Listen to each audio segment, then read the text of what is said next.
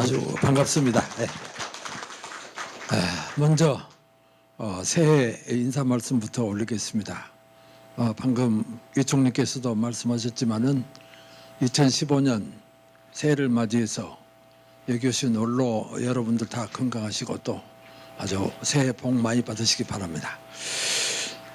제가 이 자리에 섰는데 또 총리께서 너무 저를 과찬에 말씀을 해주셨는데 제가 뭐 되게 아시는 분들이 많고 그래서 오히려 저보다는 뭐 연세도 더 높으시고 또 지금까지 살아오는 과정에서 많은 경험을 통해서 저보다도 더 훨씬 아시는 것이 많고 또 뭐 또 이렇게 경력에 있어서도 제가 범접할 수 없는 그런 분들이 많이 계시는데 그런 분들 앞에서 감히 무슨 이야기를 한다는 것이 좀 오히려 제가 좀 뭐 쑥스럽고 좀 죄송스럽습니다.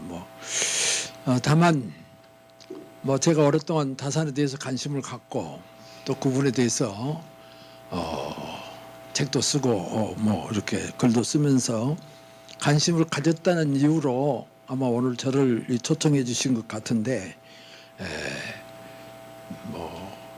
다산 선생은 우리가 알다시피 정말 어떻게 보면 참 특출한 분 한 분입니다. 조선 500년 동안에 정말 수많은 학자들이 나오고 수많은 인물들이 배출되었지만은 오늘날 지금 점검해 보면 다산처럼 많은 저서를 남긴 사람이 우선 기본적으로 없고 또 그 저서가 어느 특정 분야에 국한된 것이 아니라 정말 우리가 일컬을 수 있는 학문이라는 모든 분야에 대해서 거의 손을 대지 않은 분야가 없고 또 그 손을 댄 분야는 거의 절정에 달하는 그런 그 연구 업적을 남긴 분입니다. 그래서 저서가 500권이 넘는다 이렇게 되어 있는데 이런 분야에 또 대해서도 어떻게 요약해 가지고 그분이 태어나서 돌아가셔서 75세를 우리 나이로 75세를 살으셨는데 그야말로 파란 곡절을 겪으시면서 아주 참 파란만장한 일생을 보낸 분인데 그분을 딱 집어서 어떻게 요약해 가지고 설명을 한다는 것도 그 자체가 쉽지 않습니다. 그래서 오늘 저는 여기 나와 있는 대로 2015년 우리가 다산 선생에 대해서 무엇을 배울 것인가 그런 아주 극히 적은 분야로 좁혀서 정말 우리 시대에 더구나 금년 새로 시작되는 이 해에 우리 국민이나 관심을 갖고 사는 사람들이 다산의 어떤 점에 주목을 하고 그분은 어떤 점을 배워야 할까 이런 점들을 좀 중심으로서 말씀을 드릴까 합니다. 방금 이 총리께서도 이야기하셨듯이 여러분들은 이렇게 보니까 내가 좀 여기서 온 자료를 내가 봤어요. 사무실에서 자료를 보니까 거기 그 관계되시는 언론 회원들의 이름이 쏙 다 나와 있는 걸 보니까 제가 개인적으로는 배운 적이 없는 분들도 있고 배운 적도 있고 그런데 다들 정말 문화, 역사, 또 애족, 애국 이런 분야에서 일하신 분들이 중심이 되어 있는 걸 제가 발견했습니다. 그래서 어떻게 보면 대표적인 참 애국심을 가진 분들이 이렇게 모인 자리에서 다산에 대해서 어떤 이야기를 해야 여러분들의 마음에 참 만족이 될까 좀 두렵기도 합니다. 그러나 저는 기본적으로 다산의 이렇게 일생을 돌아보고 그분의 저서를 검토해 보면 저는 조선 500년 동안에 다산만은 애국자가 없다. 진짜 애국자는 다산이었단 말이지. 그래서 그런 점을 갖고도 애국하시는 여러분들에게 저는 해드릴 말씀이 있다라고 생각을 합니다. 다산의 일생을 보면 제가 아는 바에 의하면 다산은 억울하게 18년 동안 유배를 삽니다. 요새 같으면 좀 유배란 건 전역산에 갔던 거 아닙니까? 지금 세상과 격리돼 가지고 가족과 떨어져서 그것도 저 전라남도 강진이라는 해변가 애딴 곳에서 서울로 보면 약 1000리 그건 850리라고 그러는데 보통 전라도 끝머리니까 1000리라고 보는데 이 1000리길을 먼 곳에서 이렇게 정말 억울하게 18년 동안 귀양 살면서도 자기를 자기를 못되게 만든 사람 한두 사람에 대해서는 조금 불편한 이야기를 한 적이 있지만은 국가에 대해서는, 조국에 대해서는 단 한마디 불평을 하지 않고 그 어려움 속에서 어떻게 국가를 제대로 부흥시킬 것인가, 어떻게 국가를 제대로 만들 것인가, 그것만을 일생을 생각하다가 돌아가신 분이기 때문에 나는 다산만큼만 애국자가 없다고 봅니다. 모든 것이 애민 애국입니다. 어떻게 해서 이 불쌍한 백성들이 좀 제대로 살 수 있게 할 것인가, 어떻게 했으면 이 참 부정부패 찌들어 있고 탐관 노래들이 날뛰고 좀 탐하간 이 관리들 등살에 이 고생하는 이 백성들을 어떻게 좀 잘 살게 만들 것인가, 이것만을 생각했던 분이기 때문에 나는 다산이야말로 당대를 대표하는 애국자라고 말할 수 있는 거예요. 내가 그런 걸 여러 군데 쓴 거 있습니다. 그래서도 이런 걸 보면 다산이야말로 빼어난 애국자다. 자기 자신의 불평, 그 고통에 대해서는 한마디 얘기하지 않고 어떻게 쓰면 주변의 사람들이 좀 편히 살까, 어떻게 쓰면 간의 행포에 이 백성들이 시달리지 않을까 말이죠. 어떻게 간의 행포를 막을까, 이런 것들만을 그렇게 연구해서 그 방법을 강구해낸 책들이 다산 저서 500권입니다. 그래서 그런 점에서 어떻게 보면 우리는 다산을 통해서 금년 앞으로 영원히 정말 다산을 통한 애국심을 배워야 된다, 애국심을 함양시켜야 되겠다, 뭐 이런 생각도 들기 때문에 어떻게 보면 오늘 첫날, 아마 오늘 첫 집회이신 것 같은데 2015년 첫날 정말 다산을 좀 주제로 삼은 것이 그래도 좀 합당하지 않냐 생각이 됩니다. 그리고 저도 뭐 저는 젊은 시절에 학생운동도 하고 뭐 감옥에도 가고 그랬습니다만은 제가 그런 과정에서 제 일신의, 제 자신의 뭐 부귀영화를 노려서 그려본 적은 없습니다. 뭐 그 생각이 틀리는가 맞았는가는 모르겠지만은 저로서는 이 길이 애국의 길이고 이 길이 나라를 생각하는 일이다. 우리가 뭐 4.19 때 4.19 저는 고등학교 학생으로서 4.19에 참여를 했습니다만은 그 시절에도 누구 특정인이 나쁘다 좋다를 따라서 어떤 것이 나라가 잘 되는 길이냐, 뭐 그게 저는 관심을 가졌었고, 또 뭐 대학생 때 저희들은 63 세대라고 저희들이 그럽니다만은 63 학생운동도 마찬가지로 일본에 대한 굴욕외교, 이렇게 36년간 우리가 고생을 당했는데 이렇게 값싸게 넘겨서 수교를 해가지고 되느냐라는 것으로 그러면 굴욕외교를 반대하고 정말 국가 간에 상호 존중하는 그런 수교를 해야 된다, 뭐 이런 것들입니다. 그리고 뭐 그거로도 저는 뭐 저를 감옥에 갔지만은 대체로 민주주의를 구현해야 된다, 민주화로 정말 나라가 이끌어 가야 된다, 뭐 이런 정신이었지 제가 사리사욕에 의해서 해본 적은 없다. 그래서 제 나름대로는 그래도 좀 애국적인 자세로 임했지 않느냐. 제가 우리 가정 말씀을 좀 드리면 저희 중조가 시골에서는 큰 한학자이셨는데 저희 중조가 바로 우리가 너무 잘 아는 면함 최익현 선생의 친제자입니다. 우리 전라도 제가 고향 무안인데 포천에 경기도 포천에 면함 최익현 선생이 살으셨는데 거기서 우리 중조가 33살 때 개나리 보침을 싸고 포천을 오셨습니다. 포천을 오셔서 면함 선생을 뵙고 면함 선생 제자가 되고 그 후로 그분이 충청도 청양에 있는 지금 정산, 그 당시엔 정산현인데 지금은 청양군 정산면이 있습니다. 그게 지금 68세에 포천에서 그리 이사를 가십니다. 최익현 선생이. 그래서 이제 포천까지 오시기는 한 번 왔다 가셨는데 이 도저히 전라도에서 지금 우리 증조가 남긴 기록을 보니까 저희 고향에서 출발해갖고 포천 가서 16일 걸리더라고요. 16일 걸어서 가는 기간이. 그러니까 뭐 이거 한 번 왔다 가면 한 달이 넘어버립니다.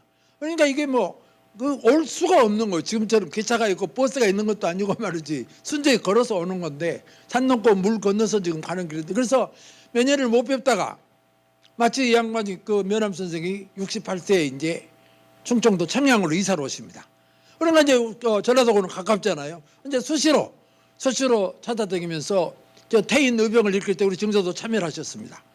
그래서 지금 저희 집에 가보면, 저희 고향에 가보면 면함 선생을 모신 사상을 저희 이제 증조가 돌아가시면서 유언으로 애정대시기 때문에 면함을 위해서는 뭐 할 수가 없습니다. 애경들이 반대를 하니까 못해서 해방된 직후에 1946년에 바로 우리 이제 조부나 우리 선인 우리 아버지께서 모두 노력을 하시고 유림들이 전부 동조를 해서 사당을 지었는데 거기에 이제 면함 선생을 주벽으로 모시고 저희 증조도 거기에 지금 배양되셔가지고 저희 사당을 지금 60년 이상 저희 집에서 지금 운영을 하고 도내 뭐 국내 선비들이 1년이면 모여서 제사를 지내옵니다. 그래서 어려서부터 저희들은 그런 면함 선생의 그 어떻게 보면 의병정신 내지는 여러분들 잘 아시는 흑산도 대마도로 잡혀가셔가지고 참 물 한 모금 쌀 한 톨 애놓은 것은 먹지 않겠다. 결국 그 양반이 단식하다가 결국 병 나서 돌아가셨잖아요. 그래서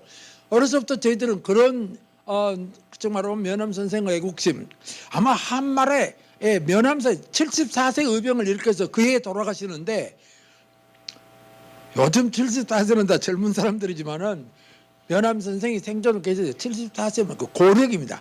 의병을 일으켜도 기운 없어 못 오는 겁니다. 그 양반은 오직 그 아주 의분, 애국심으로 74살 먹은 노인이 말이죠. 죽창을 들고 의병을 일으켰다는 걸 생각하면 그 애국심을 우리가 어떻게 찬양하지 않을 수가 없는 겁니다. 나는 다른 어떤 그런 애국자들을 보서도 면함 선생의 애국심을 생각하면 가슴이 떨리지 않을 수 없습니다. 우리가 과연 그렇게 할 수 있겠냐 말이지. 74살이면 고령이고 허리 구부러져갖고 말도 잘 못하는 영감이 말이죠. 그때 뭐 영양실조고 또 면함 선생처럼 가난한 양반이 없습니다. 집안이 아주. 먹도 못해가지고 찌그러진 양반인데 이거 의분심 하나로 참 의병을 일으켜서 대마도까지 끌려가가지고 거기서 돌아가시고 뭐 했다는 이런 걸 보면은 저는 어렸을 때 우리 사랑에서 아주 수없이 그런 이야기들 듣고 자랐기 때문에 정말 우리는 애국을 해야 된다는 마음을 먹고 있는데 지금 내가 그렇게 되지 못하고 그런 애국자가 안 되고 말았습니다만은 마음속으로는 그런 생각을 갖고 있다는 것을 제가 말씀을 드립니다. 자, 다산 정약용 선생에 대해서는 여러분들이 내가 나눠드린 거 유인물이 있으시는데 그건 한번 참고로 보십시오. 내가 그걸 갖고 읽을 수도 없고 그것에 구간돼서 얘기했습니다. 여러분들은 다산이라는 사람이 어떻게 생활을 했고 그 생애가 어떻고 저 중심적인 사상이 무엇인가에 있어서 내가 좀 여러분들에게 참고 자료로 해드리고 그것과는 관계없이 저는 또 거기에 나온 이야기도 할 거고 또 거기에 없는 이야기도 하면서 이야기를 전개할 겁니다. 그래서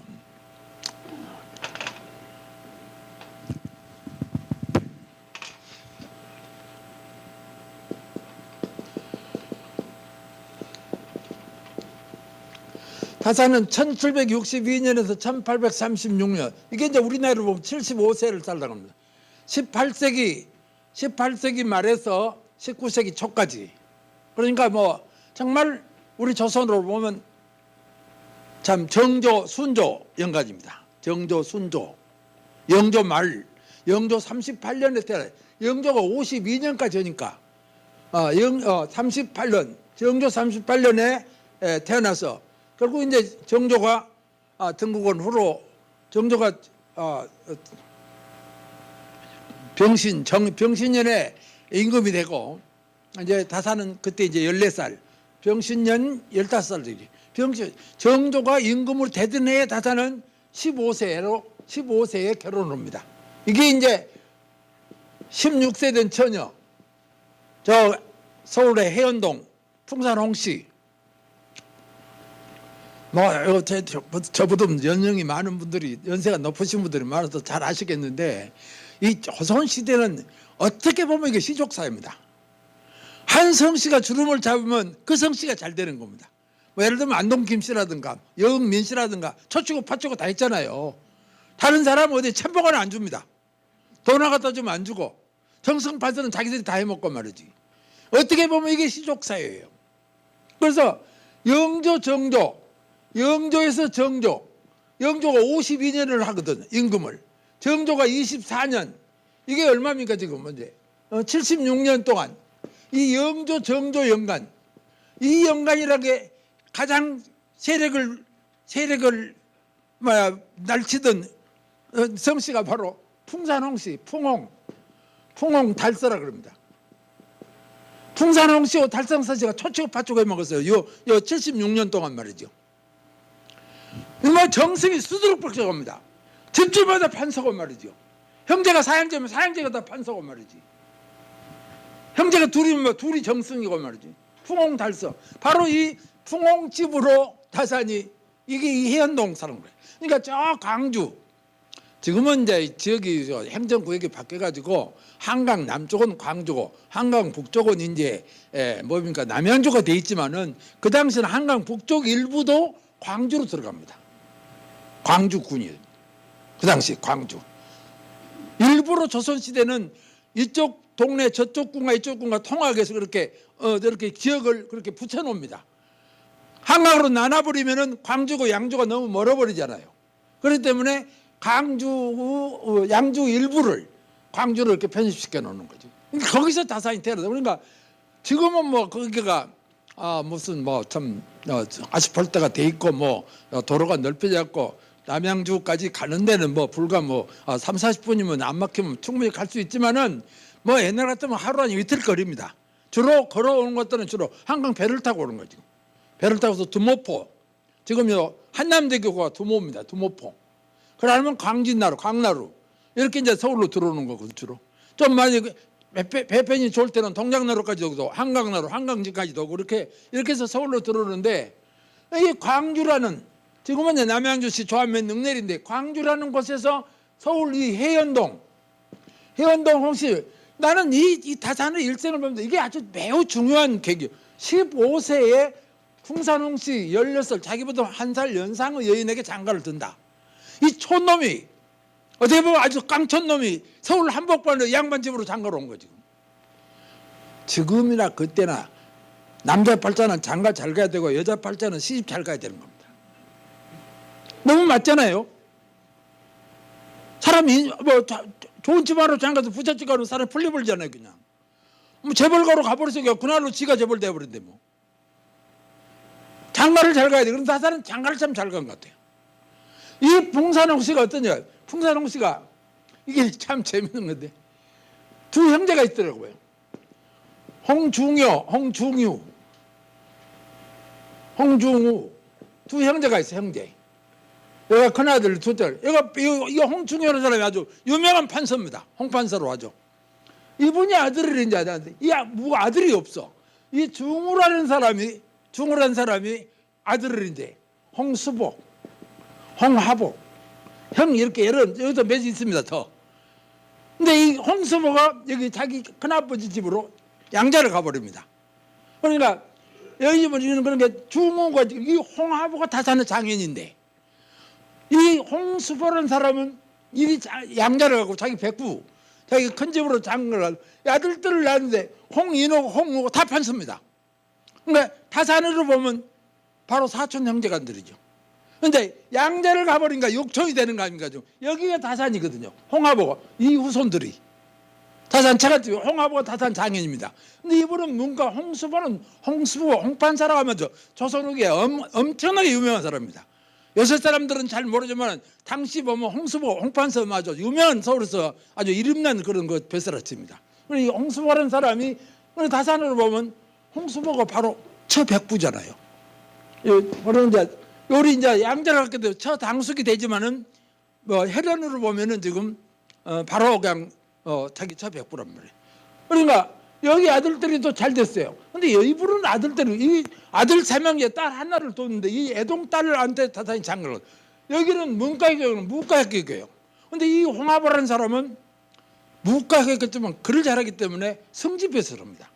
그리고 한경도 백마절도다, 경상도 백마절도다, 항해도 저 여서 같으면 육군 대장, 뭐 강구사령관 이렇게 뭐 아주 엄청난 그 무인으로 또 출세 이런 분인데 이리 장가를 그러니까 이 장가를 가는 사실을 저는 주목해야 된다.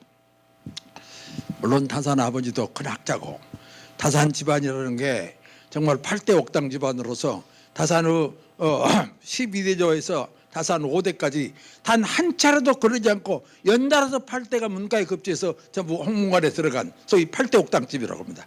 다산 집안도 뭐 당대의 명문 집안인데 말할 수가 없지만 그러나 다산 시절에 태어나올 때 아버지는 아주 미간말찍의 배설을 하고 있었고 또 문과에 합격도 못했고 그래서 근데 하여튼 그런 그 과거 그 정말로 영화로 해서 이런 집으로 장가를 오게 된 것 같아요. 옛날에 가문 따라서 장가를 가고 시집을 가는 거니까. 그래서 이리 장가를 들었는데 이 서울 그 시골 깡촌에서 뗄랍꾼들하고 같이 노는 거다고 서울에서 보니까 자기 바로 사촌 사람들이 막 그 당시 이미 벼슬기 시작해서 홍인호, 홍호, 당대가 나중에 유명한 판사가 되고 그랬는데 벌써 서울에 보니까 이제 문명 자체가 다르잖아요.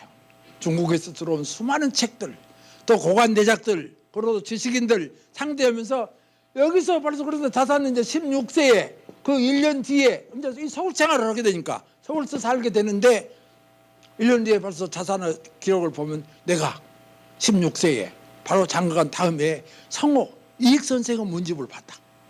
이걸 읽어보고 나서 성호 같은 학자가 되겠다. 만약에 시골에 살았으면 성호 선생 문집을 못 읽을 수도 있죠. 근데 간행된 거 아니라 필사본으로 이렇게 이제 뭐 빌려서 보는 거니까 전혀 성호는 예정 때에서 성호 문집이 가능됐습니다. 전에는 뭐 전부 필사본으로 전하는 거예요. 지금이니까 책이 마음대로 나오지 조선시대는 책이 그렇게 귀할 수가 없습니다. 이 인쇄해서 책을 낸다는 것은 엄청난 일이에요. 돈이 많이 들어가서 이 보통 사람 할 수가 없는 겁니다. 그러니까 좀 필사본으로 적어놓고 있는 건데 그게 다산 읽으면 그러니까 이 결혼식으로부터 다산은 이제 벌써 출세 가도가 열리기 시작합니다. 근데 이게 체감만 이런 거 아니라 다산의 애가가 아주 또 기가 막히는 집안입니다. 해남 윤씨 하면 뭐 우리가 너무 잘 아는 뭐죠? 해윤인데 이 해윤은 가장 유명한 고산 윤선도입니다. 뭐 오후가 있잖아요. 산중신곡 또 뭡니까 무슨 뭐 어부사시사 뭐 이런 이 고산의 정손자가 공제 윤두성 우리가 윤두성은 잘 알잖아요. 이건 그 자기 좌상으로서 뭐 국보 우리나라 국보로 지금 지정되어 있으니까. 그런데 이분은 그림만 그래가 당대의 최고 아주 학자입니다. 바로 성호가 가장 높이 평가하는 선배입니다. 성호 선배가 윤두성입니다. 성호 형제간들 옥동 이서 서산 이잠 전부 이 성호 형제간들하고 이 공제하고는 아주 친구들이고 아주 가깝게 지낸 죄예요. 바로 이 공제의 손녀가 바로 다산 어머니입니다. 다산 어머니 그러니까 공제는 바로 다산을 보면 애가 정조죠. 애정조입니다. 그러니까 이 지금은 난 모르겠는데 조선시대 기록 보면 본가가 우선 줘야 됩니다. 좀 양반 계통으로 내려와야 된다고. 처가가 아까 말대로 좀 그래야 돼요. 세 번째로 또 애가가 줘요. 그래서 이 세 개를 제대로 태어나야 기본적으로 출세길이 열리는 겁니다. 다산은 이 세 가지를 다 갖춘 사람이에요. 이게 이제 다산은 그러니까 이 조건이 참 요새 같으면 여러 가지 환경이 다산은 정말로 잘 태어난 거죠. 좋게 태어난 겁니다. 그래서 이렇게 해서 태어나가지고 다산이 이제 서울 와서 공부를 합니다. 재주가 그러니까 다산은 자기 스스로를 여러 군데서 자기 스스로를 표현한 거 있는데 아주 짤막하게 자기가 어떤 사람인가를 유의영어 어려서는 영리했고 어려서는 영이었고 장의호학 커서는 글 읽기 책 읽기를 공부하기를 좋아했다 이겁니다. 지금 아주 글자 장의 유의영어 어려서는 아주 영리했고 장의호학 커서는 내가 배우기를 좋아했다. 이게 자기가 자기를 표현한 글자 8자입니다. 유의영어 장의호학 이렇게 해서 그러니까 우리 이 세상의 사람들을 우리가 평가해 보면 재주 있는 사람은 많습니다. 조선시대에 천재하면은 그저께 누가 강의를 듣고 와서 누가 강의했는데 보니까 자기는 오늘 고려대학교 교수가 강의했는데 가서 들었는데 조선에서 최고의 천재면 당연히 다산으로 나올 줄 알았더니 다산이 천재가 아니라 묘월당 김시습이 최고의 천재였다고 말하더라고. 나보다 물어봐요. 그래서 묘월당도 천재고 다산도 천재다. 난 두 분 다 천재를 본데 그러나 역사를 보면 묘월당이야 시인에 불과한 거고 시집 좀 남겨놓은 거고 그러니까 같은 천재라도 어떤 생각을 갖고 어떻게 공부하고 어떤 저수를 남기느냐가 중요한 것이지 천재는 수없이 많습니다. 우리 조선에도 허균 같은 사람 다 천재입니다. 율곡도 천재고 태교도 천재입니다. 천재가 아니고서야 그렇게 할 수가 있는데 다산도 천재인데 다산은 다른 천재에 비해서 훨씬 부지런한 사람이에요. 아주 기록을 좋아하고 저수를 남기고 그러니까 그 천재가 값 있는 천재입니다. 머리만 줘갖고는 아무것도 안 됩니다. 우리 주변에서 보면 천재들 많잖아요. 그러나 그 사람이 남겨놓은 업적을 보면 아주 좀 미미한 경우가 많지 않습니까? 그러니까 타사는 천재이고도 아주 부지런하고 애국심을 갖고 이대로는 안 된다. 나라를 이대로 또 어떻게 지식으로 양심에 내가 이렇게 두고 보고 올 수 있냐. 내가 당장은 못 얻더라도 미리라도 이 나라를 좋게 하려면 내가 저수라도 남겨야 되겠다. 근본적으로 애국심에서 나온 겁니다. 그게 우리가 타사는 훌륭한 점입니다. 그 억울하게 전역 살면서도 억울한 국가에 대해서 한마디 원망하지 않고 어떻게 됐건 나는 그냥 사는 몸 이미 뭐 이것 갖고는 해결이 안 되고 후세를 위해서라도 난 저수를 남긴다. 그게 내가 애국하는 길이다. 그래서 그 많은 저수를 밤을 낮을 알고 낮을 밤을 알고 그렇게 뭐지 쫓겨가는 사람처럼 그 많은 저수를 남겼다. 그게 어떻게 보면 타산 애국심으로 나온다. 그래서 하여튼 이렇게 공부해가지고 16세에서 6년 동안에 공부를 해가지고 아침에 22세에 진사가 됩니다. 22살 먹어서 진사까지. 이제 이것도 좀 설명이 어렵다. 조선시대 진사가 뭐냐? 이 설명이 매우 어렵습니다. 진사라는 것은 벼슬이 아닙니다. 하나가 자격시험이야. 성균관에 들어갈 자격시험이고 선비라고 인정해주는 선비 인증서입니다. 진사니까. 선비에 나가는 거야. 그러나 출세길은 거기서부터 시작이에요. 일단 진사를 해야 이제 사람이 알아주게 되고 진사를 전국에서 수천 명의 시험을 보면 1000명을 뽑습니다. 1000명이 초시를 나요. 1000초시 200진사, 진사가 200명이야. 33명 문과 10년 3년마다 한 번씩 보는 좀 정규 과거시험. 절차면 1000초시 1000명을 전국에서 뽑습니다. 조선시대 초시만 돼도 이거 시골 가면 큰 벼슬로라 아무것도 아닌데 일종의 자격시험인데 그저 초시댁이라 그러면 매우 알아주는 겁니다. 항순으로 소설 소나기라는 소설 있잖아요. 거기 보면 윤초시댁 손녀를 업어서 진검다리를 건너고 나오지 않아요. 초시만 해도 그 지역에 아주 유력한 말하면 유지가 되는 겁니다.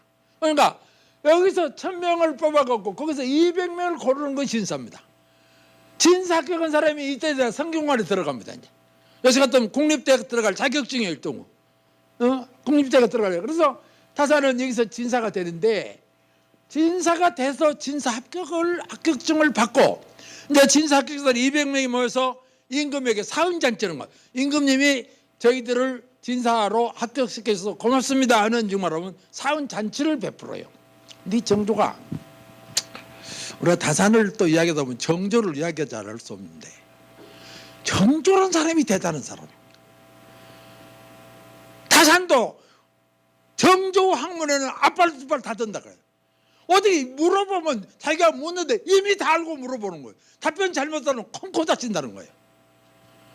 일부러 자산은 정조는 신하들이 자꾸 물어보는데 다 알고 물어보는 거예요. 저 사람이 얼마나 알고 있는가를 확인하기 위해서 물어보는 질문이에요. 몰라서 질문한 게 아니라 다 알고 질문하는 거예요. 다산 이야기를 해요. 우리 전하는 다 알고도 질문한다 그러지. 정조가 저서가 홍제 전서라고 해서 100권이 넘습니다. 당대의 서각이 정조입니다. 머리가 좋고 부지런히 공부를 했기 때문에 그렇게 많은 저서를 남길 수 있는 그 바쁜 국왕이 어느 때 그렇게 저서를 남겼는가 모를 정도로 엄청난 양의 저서를 남겼는데 그러니까 정조 타산도 나는 정말 우리 임금에게서 배운 것이 너무 많다.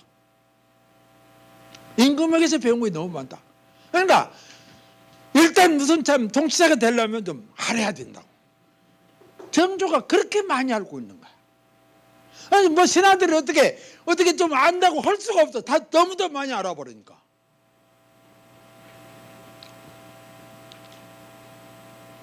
정조가 진사과 학교 200명 요새 같으면 주관식 논문이요 지금 다 읽어본 거야.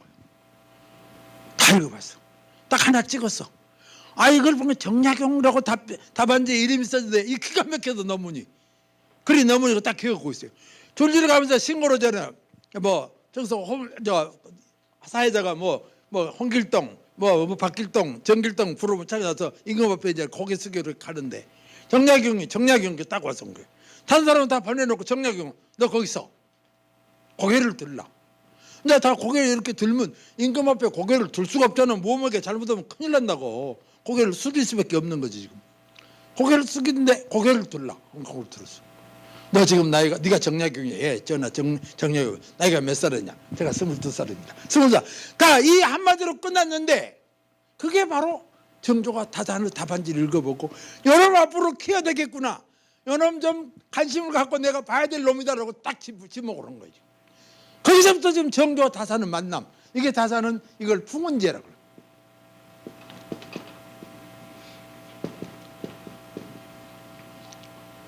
구름과 바람과 구름의 만남. 뭐 저가 이럴 때 된다. 역사가 탄생되는 거 지금.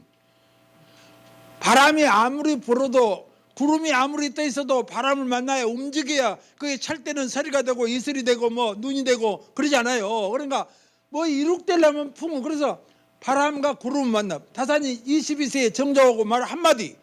네가 정약용이냐? 예, 전하 정약용입니다. 네가 몇 살 먹었냐? 22살. 이걸 정조와의 첫 만남. 이게 최초 현군과 어진영과 어진신하의 최초의 만남. 이걸 풍운제라고 다산이 적어놨더라고. 최초로 풍운제가 이룩되었다. 이제 만났다. 그래가지고 정약용이라는 사람이 이제 성균관에 들어갑니다.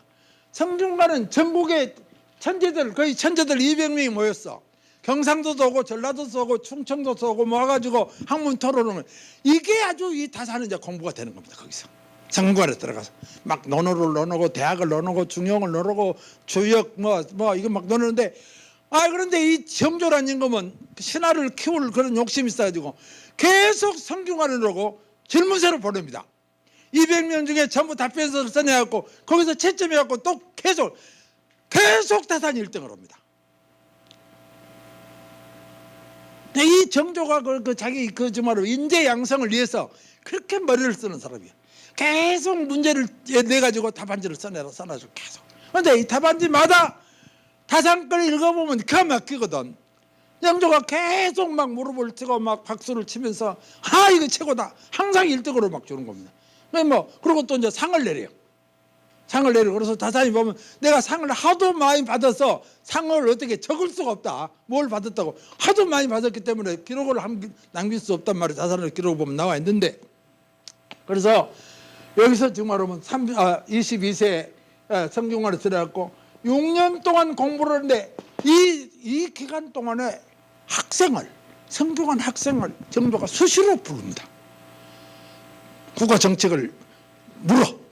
야, 이렇게 쓰면 어떻게 되겠냐? 이거 어떻게 되겠냐? 그러면 정조가 다산의 아이디어를 구하는 겁니다.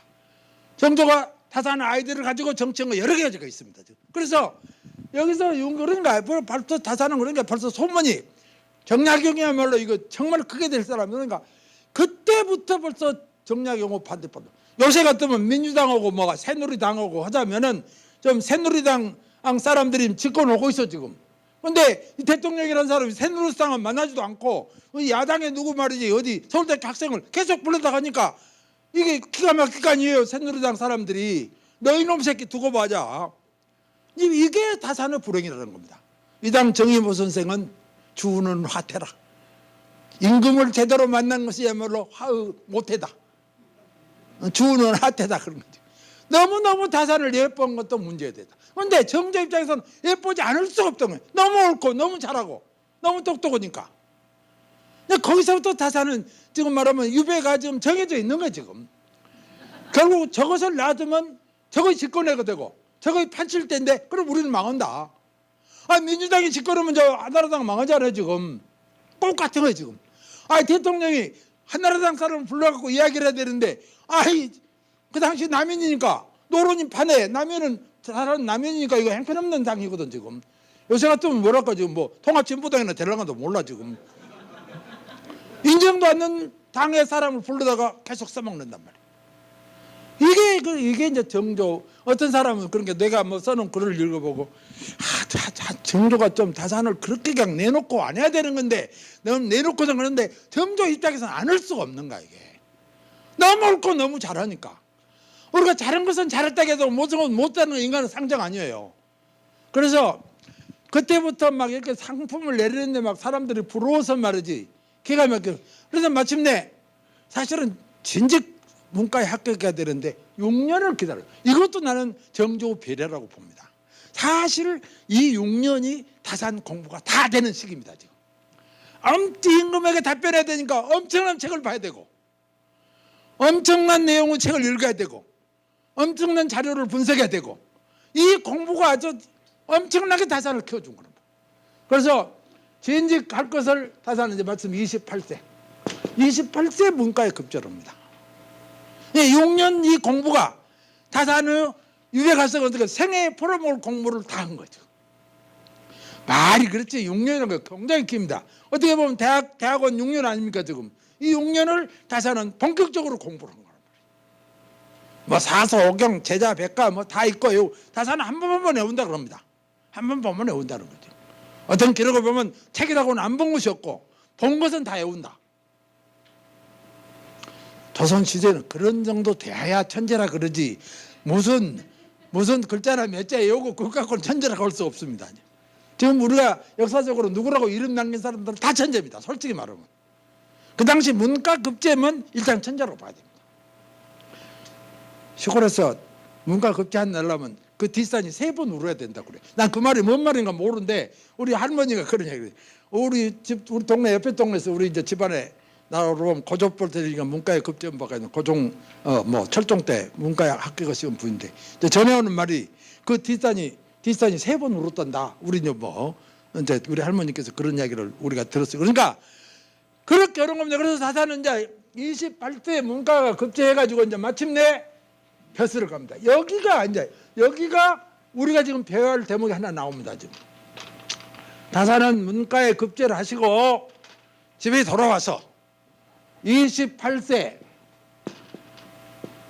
음력으로 1월 27일 날 합격자 발표를 합니다. 이제 기록을 보면 음력으로 28세 1월 개수는 1779년이죠. 1779년에 이제 1797년 97년에 이제 문과에 급제를 해서 1월 27일 합격자 발표를 하고 집에 와서 지은 시가 있습니다. 합격자 발표하고 집에 와서 지은 시가 있어요.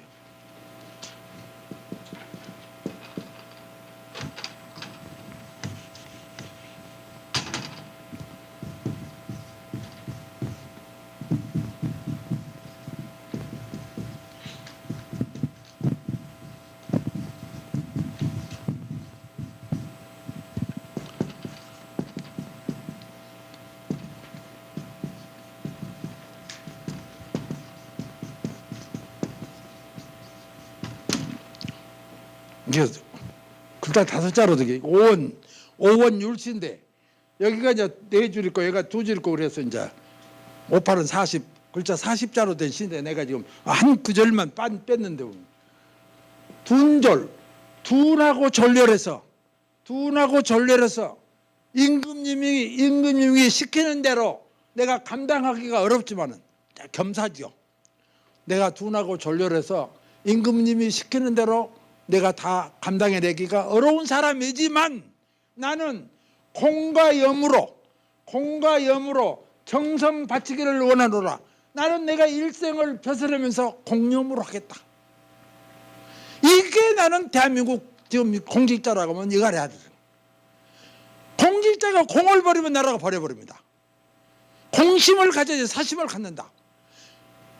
공익을 위해서 일해야지 사욕을 채운다. 이 나라가 버려버리는 겁니다. 바로 다산의 일생은 이 글자 2자로 갑니다.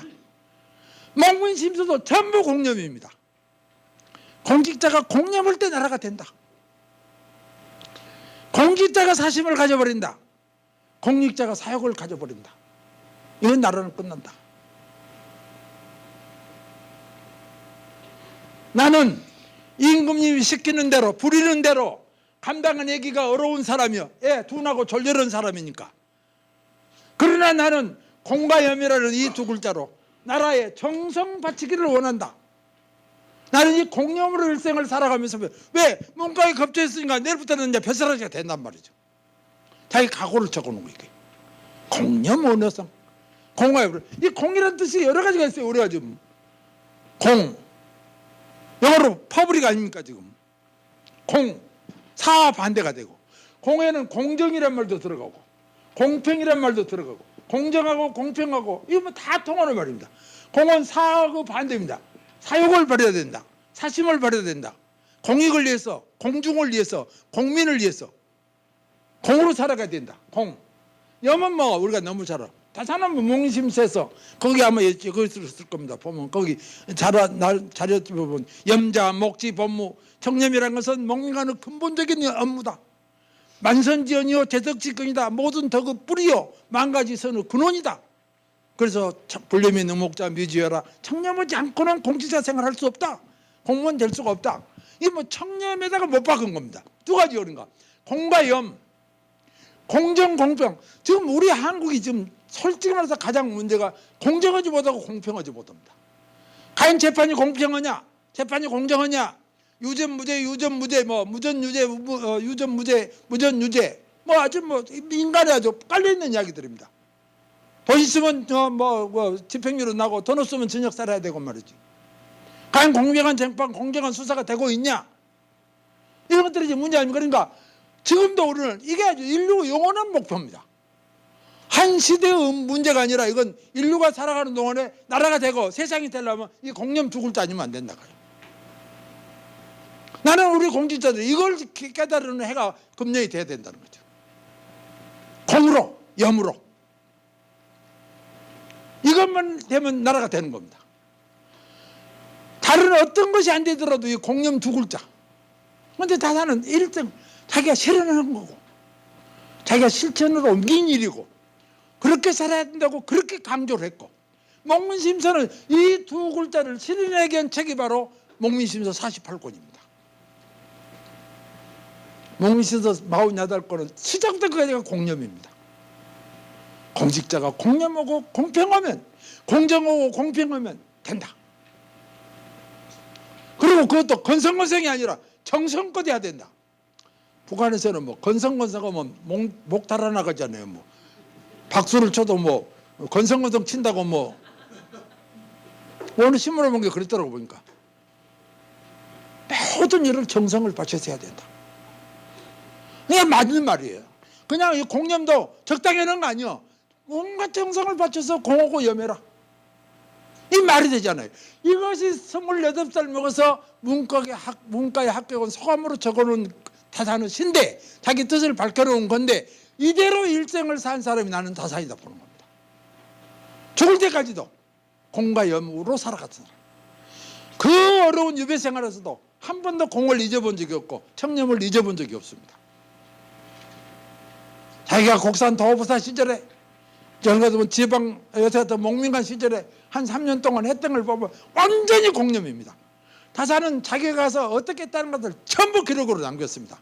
부임하면서부터 해가 오고 돌아올 때까지 다 적어놨어요.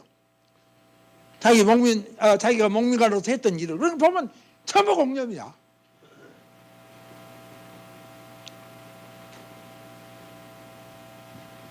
이렇게 해서 28세 31세 마침내 다산이 홍문관에 들어갑니다. 이제 다산 집안에 홍문관 들어가는 옥당 집안을 이은 거예요. 지금 한 4, 5대가 옥당에 못 들어갔거든.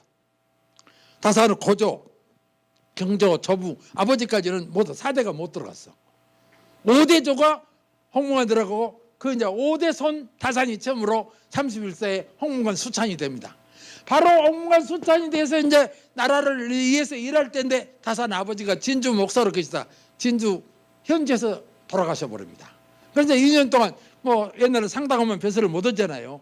이제 고향에 돌아가서 생겨 들어가서 집상을 하고 마치 이제 33세에 탈북을 하고 다시 홍문관 교리가 돼. 교리가 되는데 바로 정조가 불러서 너 암행어사 나가. 상 끝나고 바로 이제 복직이 돼가지고 서울로 돌아왔는데 33세에 암행어사. 다산 일생의 가장 멋진 대목이 암행어사 대목입니다. 33세라는 그 팔팔한 청춘이 그 탐악한 관리들을 잡아내가지고 족치는 걸 보면 이 기가 막힌 겁니다. 경기도 북부 4개 군 들어갈 때는 양주로 들어가고 나올 때는 파주로 나와서 실제로는 6개 군이야. 들어가면서부터 염찰하고 거기서 4개 군 돌아보고 나올 때 또 파주를 거쳐서 나오기 때문에 6개 군을 염찰한 겁니다.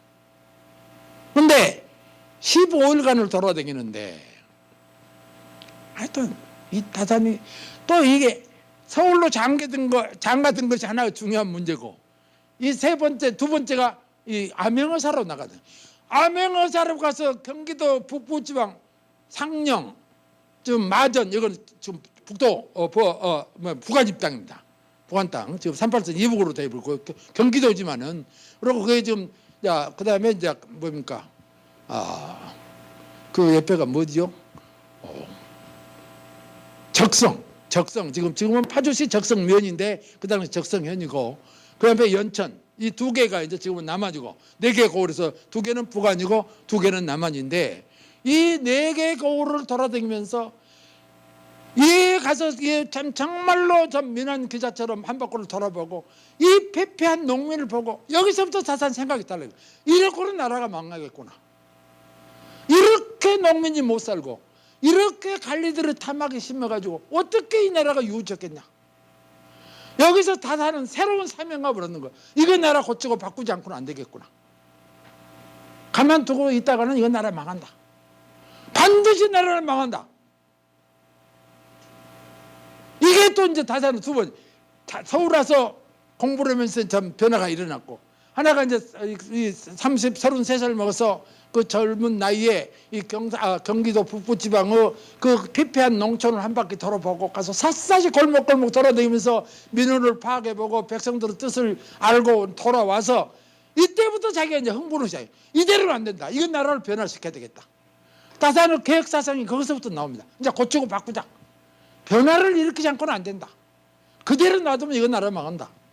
여기서 이제 다산의 계획사상이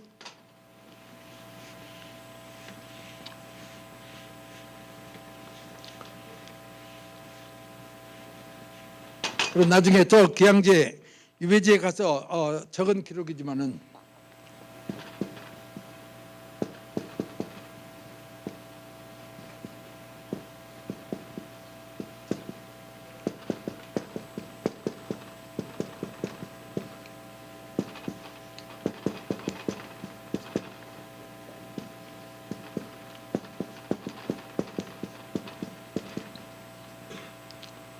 한번 보세요.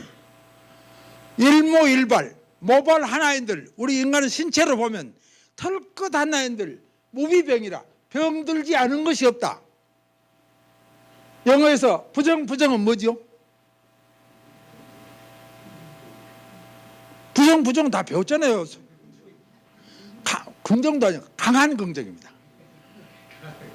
그냥 긍정이 아니라 강한 긍정이 부정은. 내가 또 고등학교 교사로서 내가 영어 선생을 좀 했거든요. 무비 그러니까 우리 인간을 보면 털끝 하나도 병들지 않은 것이 없다. 병들었다. 지금이면서 지금 당장 개혁하지 않으면 불개면 반드시 나라는 망할 거다. 이게 다산 생각입니다. 이대로 놔두면 나라 망한다. 여기서 변화를 일으키자. 그래서 다산은 이제 이런 생각을 가지고 다산이 어떤 이제 자기 사명감들이 자기 어떤 뭐랄까 자기 평생의 임무를 하나 알아냅니다. 이게 바로 이제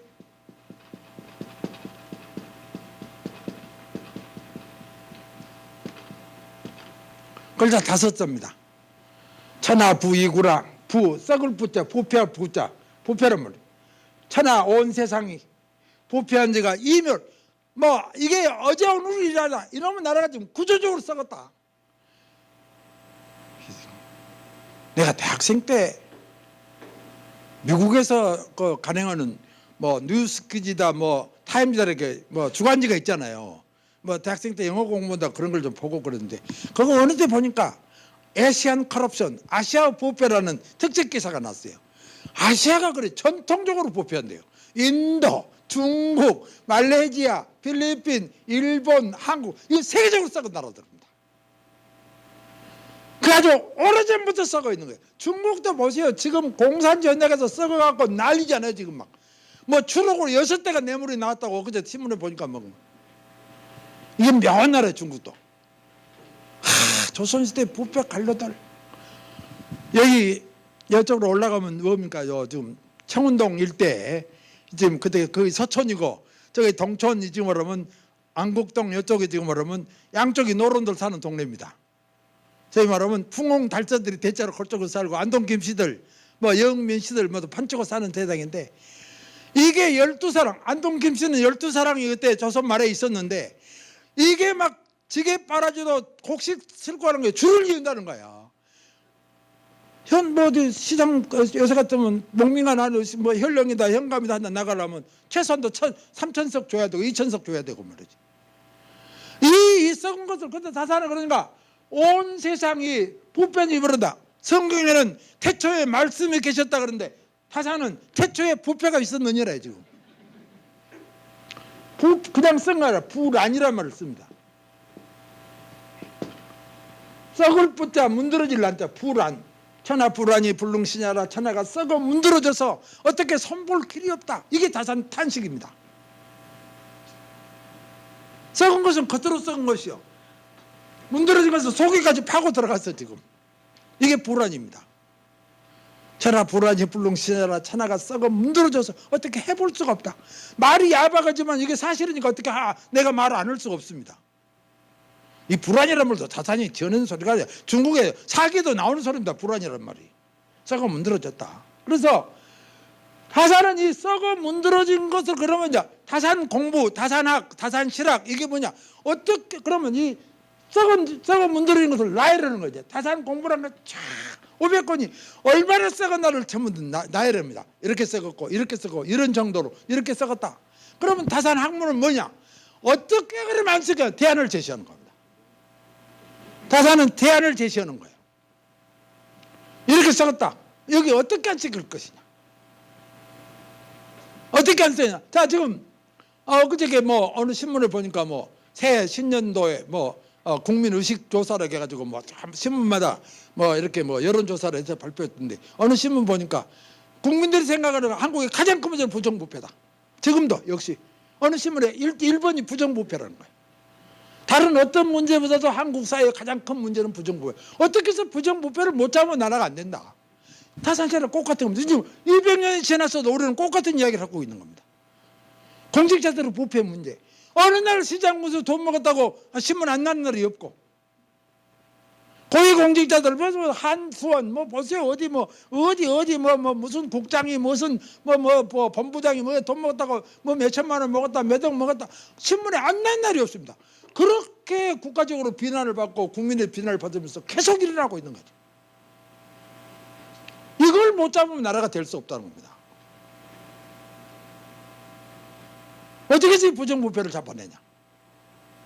그래서 바로 얼마나 썼고 얼마나 부패했냐. 그럼 이걸 어떻게 막으냐. 사실 다산 공부란 건 이겁니다 지금. 어떻게 해야 이 부패를 막냐. 그래서 몽비심서도 지어보고 경세법도 지어보고 흠음심서를 지어서 어떻게 공정한 재판이 이루게 될 것이냐. 이 억울한 백성들을 어떻게 공정한 재판으로 이 억울함을 풀어줄 것이냐. 낱낱이 설명을 합니다. 어떻게 재판이 올바로 가는 거다. 어떻게 옳은 재판이 되는 거다. 이대로 놔두면 이 억울한 사람들 이 한이 충천한단 말이지. 다산은 가장 나쁜 것을 옥화강이래요. 옥화강화. 감옥이라는 옥. 이 화자가 하물을 하자가 뇌물 하자입니다. 감옥으로 인한 뇌물은 강항이라.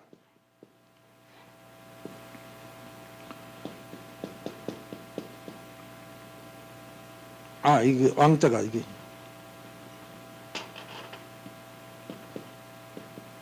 재앙을 내는데 감옥으로 인해서 뇌물 받는 것은 반드시 하늘이 재앙을 내린다.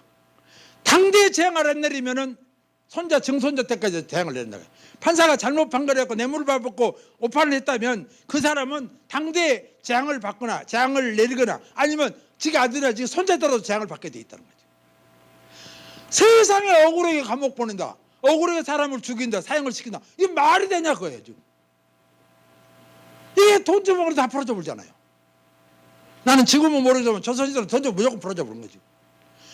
우리 사극 같은 거 보면 돈 갖고 막 열쇠 끌고 내줘 버리잖아요. 돈만 받으면. 지금도 그러지 않으라는 보장이 없습니다. 지금 재벌들은 들어가면 무조건 집행유예, 가난한 놈이 들어가면 무조건 2년 3년.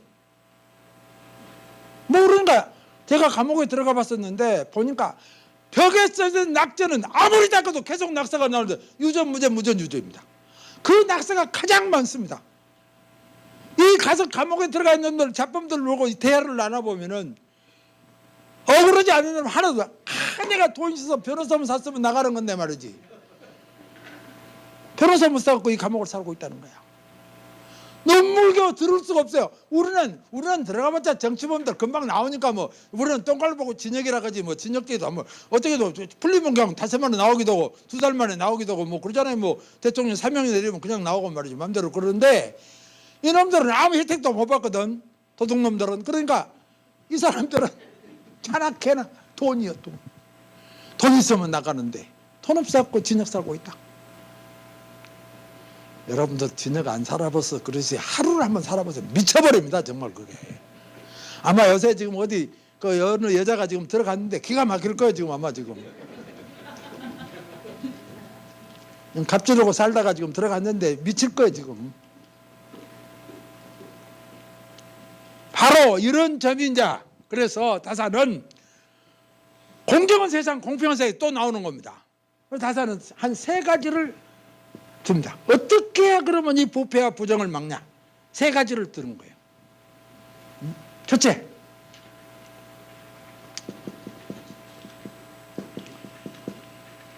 쉽게 말해서 생각을 바꾸자.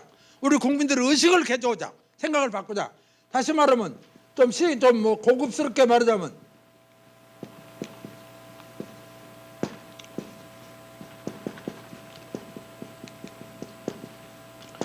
사고체계. 우리 지금 사람은 생각의 틀을 바꾸자는 겁니다. 이것은 뭐 한두 사람의 생각을 바꾼다면 뭐 교육을 시킬 수도 결국 국민 생각을 바꾸려면 교과서를 제대로 만들어줘야 돼요. 교과서를 만들어줘야 돼요. 보통 교육을 통해서 교과서를 통해서 국민의식을 함양시키잖아요. 다른 방법이 없어요. 집에서 부모가 똑똑해서 한두 사람을 가르치려면 국민 전체를 바꾸는 방법은 교육 아니고는 방법이 없습니다. 그것도 정기 학교 교육을 통해서밖에 불가능한 거예요. 그래서 다사는 사고체계를 바꿔요. 그러면 지금은 국어, 영어, 수학이 교과서지만 다산 시대는 교과서가 뭡니까? 교과서가 뭐예요? 그 당시? 예? 사소오경이잖아요. 사소오경. 대학 내놓은 중국 맹자. 시서, 영래, 춘추. 사소오경을 배우는 거예요. 그거 갖고 과거 시험 보고. 사소오경이 교과서 세상에서 그거 배우잖아요. 그 세상에서 무슨 영어, 수학 뭐 그런 거 가르칩니까, 네가? 이제 그건 뭐 애정 지나고 해방 후에서 이제 국어 산수가 나온 것이지. 애정 때 그런 거고. 그 나라 망하기 전이야. 전부 국어, 영어는 이도 없고, 전부 사소오경이 교과서 아닙니까? 그래서 다산의 일생 작업이 이 사소오경을 뜯어 고치는 겁니다. 주자의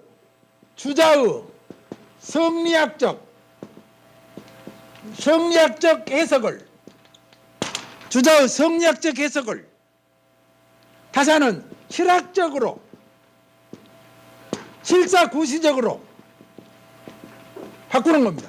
교과서를 바꿔. 성은 뭐냐, 인은 뭐냐, 전부 뜯어 고친 겁니다. 이게 다산의 사상이고 다산의 이데함입니다. 우리가 말하는 조선 대표적인 성리학자 태계선생, 율곡선생 대단한 학자지않아요. 그러나 그분들은 다소 자기들의 의견을 제시한 거 있지만 대체로 주자를 그대로 따라가는 겁니다. 다산에 와서서 주자의 논리의 문제점을 전부 지적해서 하나씩 바꾼 겁니다. 이게 다산이 이 생각을 바꾸기 위하면 교과서를 바꾸자. 교과서 사소오경을 주자의 성리학적 해석에서 실학적이고 실사구시적으로 바꾸자. 행동이 가능한 논리로 바꿔내자. 인이 뭐냐? 대표적으로 하지 뭐. 인이 뭐냐? 노노후 공자의 중심사상. 다시 말해 유학의 중심사상은 인입니다. 인. 불교 중심사상은 뭡니까? 다 아시는 거예요. 불교 중심사상은 뭐예요? 자비잖아요. 자비. 예수교 중심사상은 뭡니까? 사랑이잖아요. 사실은 인이나 자비나 사랑이나 그거 같은 겁니다. 지금 괜히 민족이 달라가지고 서로 종교전쟁 일으키고 떠들어 쌓지 목표는 다 같은 거예요. 사실은 지금 중동에 지금 이슬람이다 뭐다 싸우고 있는데 그거 다 지금 정치적으로 싸우는 거야. 사실은 종교는 다 목표는 하나입니다. 인이나 자비나 사랑이 같은 거 아니에요 지금. 그래서 인이 무엇이냐? 주자는 인은 이다. 이치로 했어요. 이치다. 성은 무엇이냐? 성도 이다. 성도 이기 때문에 성약입니다.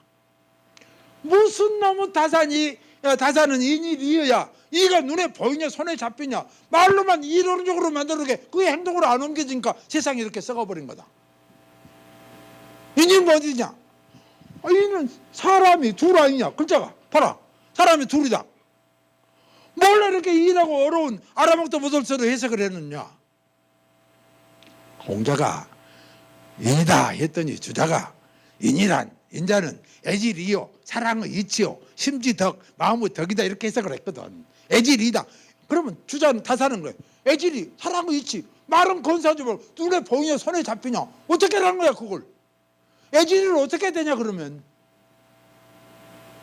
할 수가 없잖아 방법이. 그렇게 복잡하게 해석하지 말고 이는 사람이 둘이다. 두 사람 사이에서 상대방을 위해서 최선을 다해주고 그게 인이다.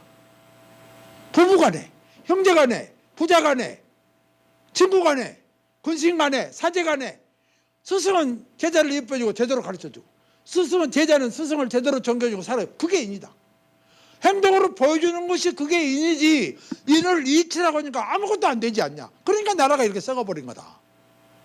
바로 생각을 바꾸자는 그겁니다. 경을 완전히 뜯어 고치자는 거예요. 관념의 세계에서 실행의 세계로 내려놓자. 관념의 세계에서 실행의 세계로 밑으로 내려놓자는 겁니다. 이렇게 다사는 사소경을 전부 뜯어고사서 이게 500권은 전성이 232권 거의 절반이 이익형 여기에 다사는 일생을 바친 겁니다. 기본적으로 우리 국민은 마음 생각부터 바꿔버리자. 행위로 나타나지 않으면 효가 뭐냐? 분명히 잘한 것이 효다. 잘한 것이 효다고 하기만 해도 행동으로 옮겨야 효가 되는 거지. 여기 다 지금 부모님이 안 계시고 돌아가셨을 겁니다만은 지금 생각하면 내가 부모님에게 효도했냐 안 했냐 각자가 한번 생각해 보세요. 저는 천하의 불효자식이니까 뭐 할 말도 없습니다만은 효를 해야 되겠다고 생각하는 사람 아무도 없습니다. 그 인간의 본성이요. 효를 행동으로 옮겨야 효지. 하나 못하면 전화를 한 통해서 어머니 어떻게 계시오 아버지 어떻게 계시오 명절이면 찾아가서 뭐 조그만 선물로 가서 어머니 손에 쥐어드리고 행동으로 옮기는 효지. 효해야지 내가 돈 벌면 효해야지. 돌아가시면 어떻게 될 거야. 되게 다 그러잖아요. 내가 좀 살림이 펴지면 부모님 여행도 보내주고 깨똥도 살림 평생에 어머니 아버지는 가셔버립니다. 바로 다사는 그런 얘기입니다. 말로는 못 하냐 그게. 말로는 무엇을 못 하냐. 행동으로 옮겨야 효다. 마찬가지로 모든 것을 행동으로 옮기게끔 예를 들면 우리가 학위실습지 불력요라 논의 첫 구절 아닙니까? 학위실습 불력요라 그러죠. 학은 뭐냐? 배우는 거다. 아는 거다. 지다. 습 주제는 뭐라고 해서 습 조삭배모다. 제가 날기 연습하게 해서 파탁보다 연습하는 것이 개똥도 연습보다 끝나버린다. 학은 지요. 습은 행이다. 다사는 그렇게 지행합일이다. 아는 것을 행동으로 옮기야 그때 마음의 기쁨이 온다. 그렇게 아주 바꿔버려 논어를. 왜냐 이게 하도 많으니까 내가 예를 들어서 말하는데 그거 뭐 230여 내가 어떻게 다 이야기를 할 수가 있어요. 예를 들면 학위실습지 불력요로 딱 하나만 보면 논어 첫 장에 보면은 학은 아는 거고 배워서 아는 거고 아는 것을 행동으로 옮기는 것이 습이다. 지행이 합일이야. 아는 것을 행동으로 옮길 때 인간의 마음에 진짜 연락이 솟아난다. 이게 다산의 해석입니다. 효를 알고만 있으면 뭐더냐? 효를 행동으로 옮겨야 부모가 마음에 흡족하고 기분 좋게 돼야 이게 효다는 거야. 나 앞으로 어머니께 효도할게요. 개똥도 1000번 만물어도 아무 무효라는 겁니다. 그런 동안에 부모님은 가셔버려. 자형량이 뭐 침부되어 수욕정이 풍부되라 기다려주지 않아. 가셔버려요. 마음 먹었을 때 행동으로 옮겨라. 이것이 모든 논리, 바로 생각보여. 이렇게 돼야 이 썩은 세상이 바뀔 수가 있다. 나는 2015년 우리 모두가 이제 말로만 아니라 정치관도 이 사람들 다 출마해갖고 그냥 표 찍으라고 표 주라고 할 때는 온갖 약속 대놓고 선거 끝난 그날부터 딱 까먹습니다. 전혀 행동으로 안 옮깁니다. 행동으로 옮기면 그럼 바보예요. 그럼 그 다음에 그럼 떨어져. 말만 하고 돌아다녀야 이게 다음에 표 찍어줍니다. 이러면 나라가 그런 나라야 지금. 90%가 거짓말입니다. 솔직히 말해서 90% 선거 경험 90%가 거짓말이에요. 나는 국회의원을 해봤는데 더 하면 더 거짓말을 가서 나는 치워버렸어요. 못 얻었어 그냥. 솔직한 이야기예요. 한 번 두 번 거짓말하죠. 오래 하다 보면 뽀록이 나고. 그러다 조금 잘못하면 돈이라도 받았다면 우리 가난하게 태어나서 가난한 사람이 어떻게 잘못해서 돈 먹다 가고 그래서 그나마도 내 박성무라는 이름을 그래도 존재시키려면은 이거 그만둬야 되겠다. 단호히 나는 그만두고 말아버렸어요.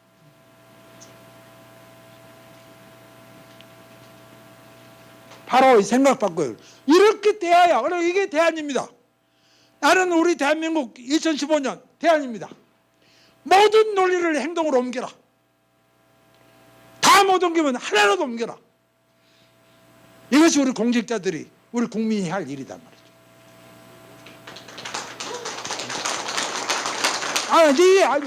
이게 다사는 철칙입니다. 행동으로 옮겨라. 실학적으로 실사구적으로 실제 일어서 옳은 것을 구해라. 이게 실사구시 아닙니까 지금. 경을 그렇게 전부 다시 해서 그럽니다. 이대한 다산의 창조입니다. 주자의 논리를 따라갔던 태계나 율곡 그러니까 엄밀히 말하면 다산학이라고는 이야기할 수 있지만 태계학 율곡 그것도 학 붙이기 좀 미안해. 엄밀히 말하면 저는 그렇게 생각을 해요. 그분들도 훌륭하시고 그분들도 여러 가지 좀 잔세 잘 자란 것들을 좀 해명해 놓은 것이 몇 개 있지만은 이렇게 대원통을 바꾸지를 못했어. 다산이야말로 주자학 학문을 원통을 바꿔버리는 겁니다. 그래서 다산학입니다. 주자학 다산학. 두 번째, 생각만 바꿔갖고는 이게 안 된다. 현실에 접촉을 시키려면 법제를 개혁해서 법으로 보장해둬야 된다. 이게 다산의 두 번째. 이게 이제 목민심서고 경서유표입니다. 경서유표 신하주 구방. 우리 오래된 나라를 한번 뜯어 고치기 위해서 내가 경서유표를 진다. 나라를 뜯어 고쳐 신하주 구방입니다. 나라를 개혁해버리자. 바꿔버리자.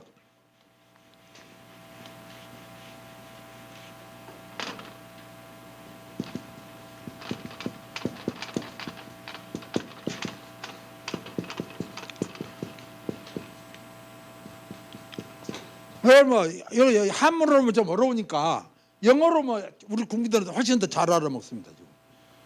아우어 우리의 올드 컨트리 우리의 오래된 나라를 신해버리자. 새롭게 만들어버리자. 영어로 리메이크 다시 바꿔버리자. 변화를 일으켜버리자. 그러니까 리메이크 아워 올드 컨트리 그럼 여러 알아먹겠잖아요. 쉽잖아요 지금. 한자로는 잘 못 알아먹지만은 우리의 구방을 오래된 나라를 한번 뜯어 고쳐버리자. 그래서 내가 경세표를 진다. 법과 제도가 다사는 전제, 군제, 병제, 형제 처음부터 고치잖아. 학교 교육제도, 군대제도, 지방제도 다 뜯어 고치자. 이렇게 갖고는 이 부패구조를 막을 길이 없다. 다사는 내부고발법을 강조합니다. 내부자가 그 상사가 제일 잘못한 걸 제일 잘한다. 내부 공합 그 당시 그런가 지금도 우리나라는 내부 고발법이 제대로 안 돼가지고 이게 밑에 놈 고발하면 저만 죽어 다 쫓겨나 버리잖아요 지금. 다사는 그 시절에 내부 고발법을 주장합니다. 어떤 경우도 잘못을 고발하면 그 사람은 오히려 국가가 우대해줘야 된다. 절대로 손을 안 베고 만들어줘. 그래야 고발자가 나오지. 구중공원에서 임금이 어떻게 합니까? 전라지사가, 전남감사가, 경상감사가 잘해주면 밑에 놈들이 아는 거지. 지금도 마찬가지입니다. 지금도 부패를 막으려면 내부 고발법이 강화돼야 되는 겁니다. 감사원은 감사원에서 제일 잘하는 거고 국정원은 국정원에서 제일 잘하는 거고 지기들이 고발해야 돼. 이걸 다 이렇게 법과 제도를 바꾸자는 겁니다. 농민심서 바로 행정제도를 바꿔버리자. 공무원은 마음 자세를 바꿔버리자. 근무 태도를 바꿔버리자. 고적법을 만들라고 근무평가를 철저히 해서 잘한 사람은 상 주고 못한 사람은 팻말을 당하는, 이거 아주 전부 다 법제를 개혁하자. 법과 제도를 고치고 바꿔서 새로운 나라를 한번 만들어 보자. 그래야 이 부정부패가 사라질 수가 있다. 아니 뭐 지금도 나는 다 들어맞는 말이라고 봐요. 지금 우리 법이 어스러운 점이 너무 많아요. 지금 나는 뭐 헌법 같은 것도 헌법 개헌 문제가 거론되고 있는데, 뭐 어떤 사람은 바꿔야 된다, 어떤 사람은 바꾸지 않아야 된다 그런데, 이게 87년 됐으니까 벌써 지금부터 지금 뭡니까? 뭐 30년 다 되잖아요. 지금쯤 자 손을 봐야 돼. 내가 볼 때는 시대가 많이 바뀌었단 말이에요. 그러면 바뀌는 추세에 따라서 좀 변화를, 우리 시골에서 여러분들 뭐 족보로도 30년에 족보라면 다시 바꾸잖아요. 족보 원래 30년에 한 번씩 하는 겁니다. 법도 한 30년 되면 이제 바꿀 필요가 있어. 뭐 어떻게 바꾸는 거는 이제 국민 의사를 묻고, 국회는 국회대로, 국민은 국민대로 의견을 제시해서 가장 합리적인 법을 만들어야 되겠죠. 어느 특정 이익 보고 특정 정당의 이익 보는, 지금 그것 때문에 안 하는 거예요.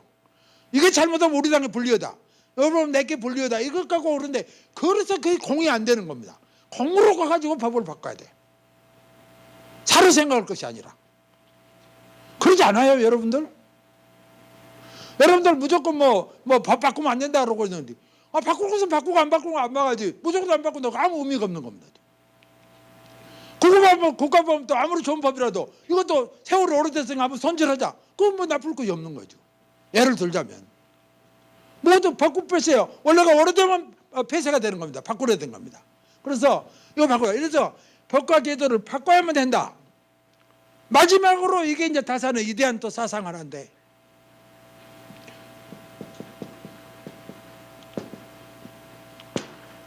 이거 두 개가 아무리 잘 되더라도 기술 개발을 해서 국부가 정질 안 되면 개똥도 아무 생각 없다. 먹고 살아야 된다는 겁니다. 다산은 먹고 살려면 기술 개발해야 된다. 농기구를 개발해야만 농업이 발전하고 농민이 편하게 농사를 짓고 소득을 높일 수가 있다.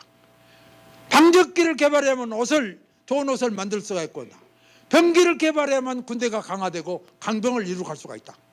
기술 개발 없이는 이것 두 개, 이 세 개가 함께 맞물려 가야지 따로따로는 안 된다. 가장 중요한 마지막 방점이 바로 기술 개발입니다. 이게 당시 조선시대 유자들이라는 사람들은 기술 개발은 천민들이 하는 거고, 양발은 손대면 상놈 되는 거예요. 옹기 손대면 옹기쟁이 돼버려. 그건 어디 배술도 못해. 다산은 그 시절의 기술, 자기가 기술 개발을 해버렸잖아요. 기중기도 거중기도 만들어서 화성을 쐈지 않습니까? 다산은 벌써 생각 자체가 다른 양반이죠. 이렇게 기술 개발해서 국부가, 나라의 부가 정진돼야 당파 싸움도 없어지고 이 법제가 이 바가지 이게 튼튼한 뿌리를 내려서 나라가 된다는 겁니다. 지금 요새 바짝 지금 신문에 이래가지고 우리 한국이 지금 세계 1등품이 몇십 개 있는데, 금년에 보니까 어디 지금 우리 한국이 1등품이 다 하나 있다고 오늘 어젠가 신문에 났더라고. 큰일이에요. 한국이 지금. 한국 경제가 아주 위기에 놓여 있습니다. 지금 많은 경제학자들은 지금 다시 IMF가 온다는 겁니다. 몇 년 사이에 IMF가 올 가능성이 있다. 삼성전자, 삼성반도체가 세계 1위인데 그게 지금 무너지고 있는 거다. 현대 자동차도 핵심 기술은 없다는 겁니다. 다 외국에서 수입해야 된다. 지금 전체적인 자산은 우리나라가 엄청난 기술 국가로 지금 알려져 있지만, 내용은 지금 진짜 핵심 기술은 로열티 주고 사와야 된다는 거예요. 우리 애국심을 가진 여러분들께서 정말 이거 중대 문제입니다. 지금. 왜? 중소기업에서는 기술 개발을 못 합니다. 결국 대기업에서 해야 됩니다. 자본으로 축적된 자본 갖고 멈청 투자를 해서 기술 개발해야 되는데, 우선 이런 것만 벌려고 안 넣은 거예요. 지금 이게. 다산은 그 시절에, 다산의 기회론을 보세요. 논문이 있어요. 기회론을 보면 이 다산의 생각, 기술 개발 없이는 안 된다. 국가의 부흥은 기술 개발부터 시작한다. 기술은 중국에서부터 수입해야 되고 국가적으로 만들어내야 되고, 두 가지를 병행해야 됩니다. 선진국에서 받아들여야 되고. 이게 벌써 지금 말하면 마인드가 오픈 마인드가 된다. 청나라 같은 그런 떼놈 국가에서 무슨 기술을 받아들이라고 양반들이 생각할 때 천만의 말이다. 이건 서양에서 온 기술이기 때문에 중국만의 기술이 아니다. 청나라부터 기술을 도입해야 된다. 이게 이른바 북악사상 아닙니까? 다산은 북악사상도 다 받아들인 겁니다. 그래서 이른바 우리가 다산을 신학의 집대성자라고 그러는데, 바로 다산은 이 세 가지를 통해서 나는 오늘 이 2015년 새해를 맞이해서 우리 국민들이 이거 함께 같이 가야 됩니다. 공무는 아까 말한 대로 개별적으로는 공념해야 되고, 국가나 사회 전체적으로 이 세 가지를 국가가 이게 통치자가 할 일입니다. 이 세 가지를 함께 끌고 가도록 해야 돼요. 교과서를 제대로 바꿔서 국민의 생각을 바꿔주고, 손보고 손을 봐갖고 법제가 문제점 있는 거 다 고쳐주고 바꿔주고, 국회와 손을 잡고, 법은 국회에서 고칠 수밖에 없는 거니까 국회와 손을 잡고 법을 고치고 바꿔야 돼. 그리고 모든 기업들에게 동렬해서 기술 개발하도록. 서울대학교 물리학에서 20학생 기초과학. 다산은 보면은 이 정부 뭐 경세입하는 걸 보면 이용감이라는 국가 제도를 하나, 정부 기구를 하나 만들자. 이용감이라는 국가 정부 제도를 하나 만들어서 기술개발청. 이때 조선이 그런 다산의 제안을 받아들였다면 기가 막히게 됐을 거야. 처음에 무시해버린 거야. 기양지에서 만든 경세입회 이용감 사례 다산은 산악서를 만들자. 산악서. 간 밑에 가서 지금도 꼭 같아요. 간 밑에 서 그 기구가 더 적은 기구지. 수학을 보고 보는 기구를 만들어야 된다. 왜? 백공지구 개 본지어 술이다. 온갖 공업기술의 근본은 수학이다. 수학 모르고는 절대로 기술 아니다. 지금 서울대학교 수학과를 전국에 천재를 모아서 전부 무료로 장학금 주고 해가지고 이들을 외국으로 수학 여행대 유학도 보내고 이들을 국가가 키워줘야 됩니다. 수학 없이는 절대 기술 개발 안 된다는 겁니다. 이걸 다산은 200년 전에 주장한 거야. 이걸 우리는 아직도 못 오고 있는. 20학생은 서울에 가도하네. 서울대학 지금 공부 잘하는 건 전부 과대학 가보고, 그러면 법과대학 가보고, 아니면 경영대학 가버리는 거지. 우선 먹는 것이 꽃감이 다니까 그렇게 가는 거지. 진짜 외국어를 하면 20학생을 해야 됩니다. 수학물리, 화학생물, 기초과학을 해야 돼. 아인슈타인도 원래는 수학자입니다. 수학 모르고 과학은 있을 수가 없습니다. 그런데 그걸 다산하죠. 딱 집어서 이용감마다 산학설마다 수학을 보고 보자. 왜? 백공지구 개 본지어 술이다. 온갖 공업기술을 정교하면 수학에서 나온다. 도르의 원리, 지렛대 원리, 기하학 아닙니까? 다산은 그걸 연구해서 수원화성을 쌓을 때 규중기, 거중기, 농로, 활차 만드는 거예요. 도르의 원리, 지렛대 원리, 원심력, 구심력 이런 걸 만들어낸 거거든. 그러면 이 다산이라는 사람은 생각해보니까 우리가 지금 다산은 우리 선조 한 사람을 이건 이 양반은 좀 턱치는 사람이에요. 생각 자체가 보통 사람보다 훨씬 먼저 가고 훨씬 앞서가는 겁니다. 정말 이분은 우리 국민들이 배워야 돼. 나는 이 새해 다산을 배우는 해로 좀 만들었으면 쓰겠어.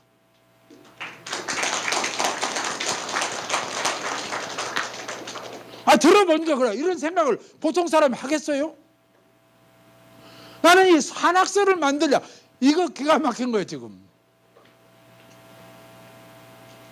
생각 자체를 바꿔버리고, 그걸 바꾼 것이 유지되려면 법제로 보장해줘야 되고, 이 두 가지가 보장받으려면 기술개발에서 국부를 증진해야 된다. 딱 맞아 떨어지잖아요.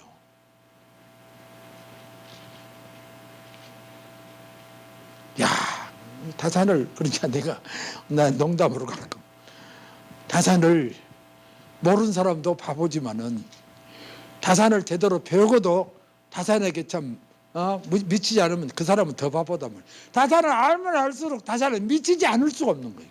이 보면 야 어떻게 그 시절에 저런 소리를 다 하냐.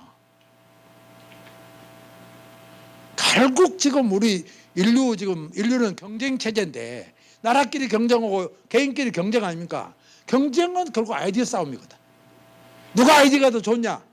다산처럼 이 훌륭한 아이디어를 우리가 배워야 경쟁사에서 우리가 살아남습니다. 네 아이디어 면이야. 정조가 다산의 이런 이야기를 들으면 미쳐버리는 거야. 너는 어떻게 그리 잘하냐 말이지. 어떻게 그리 너는 잘하냐. 너는 어떻게 태어나서 그렇게 많이 하냐 말이지. 그러나 이제 더 여기서 좀 하나 우리가 생각할 것은, 아무리 다산이 참 뛰어난 머리와 훌륭한 능력을 가졌더라도 정조가 없으면 다산이 없습니다. 통치자는 그런 능력 있는 사람을 켜줄 줄 알아야 되는 겁니다.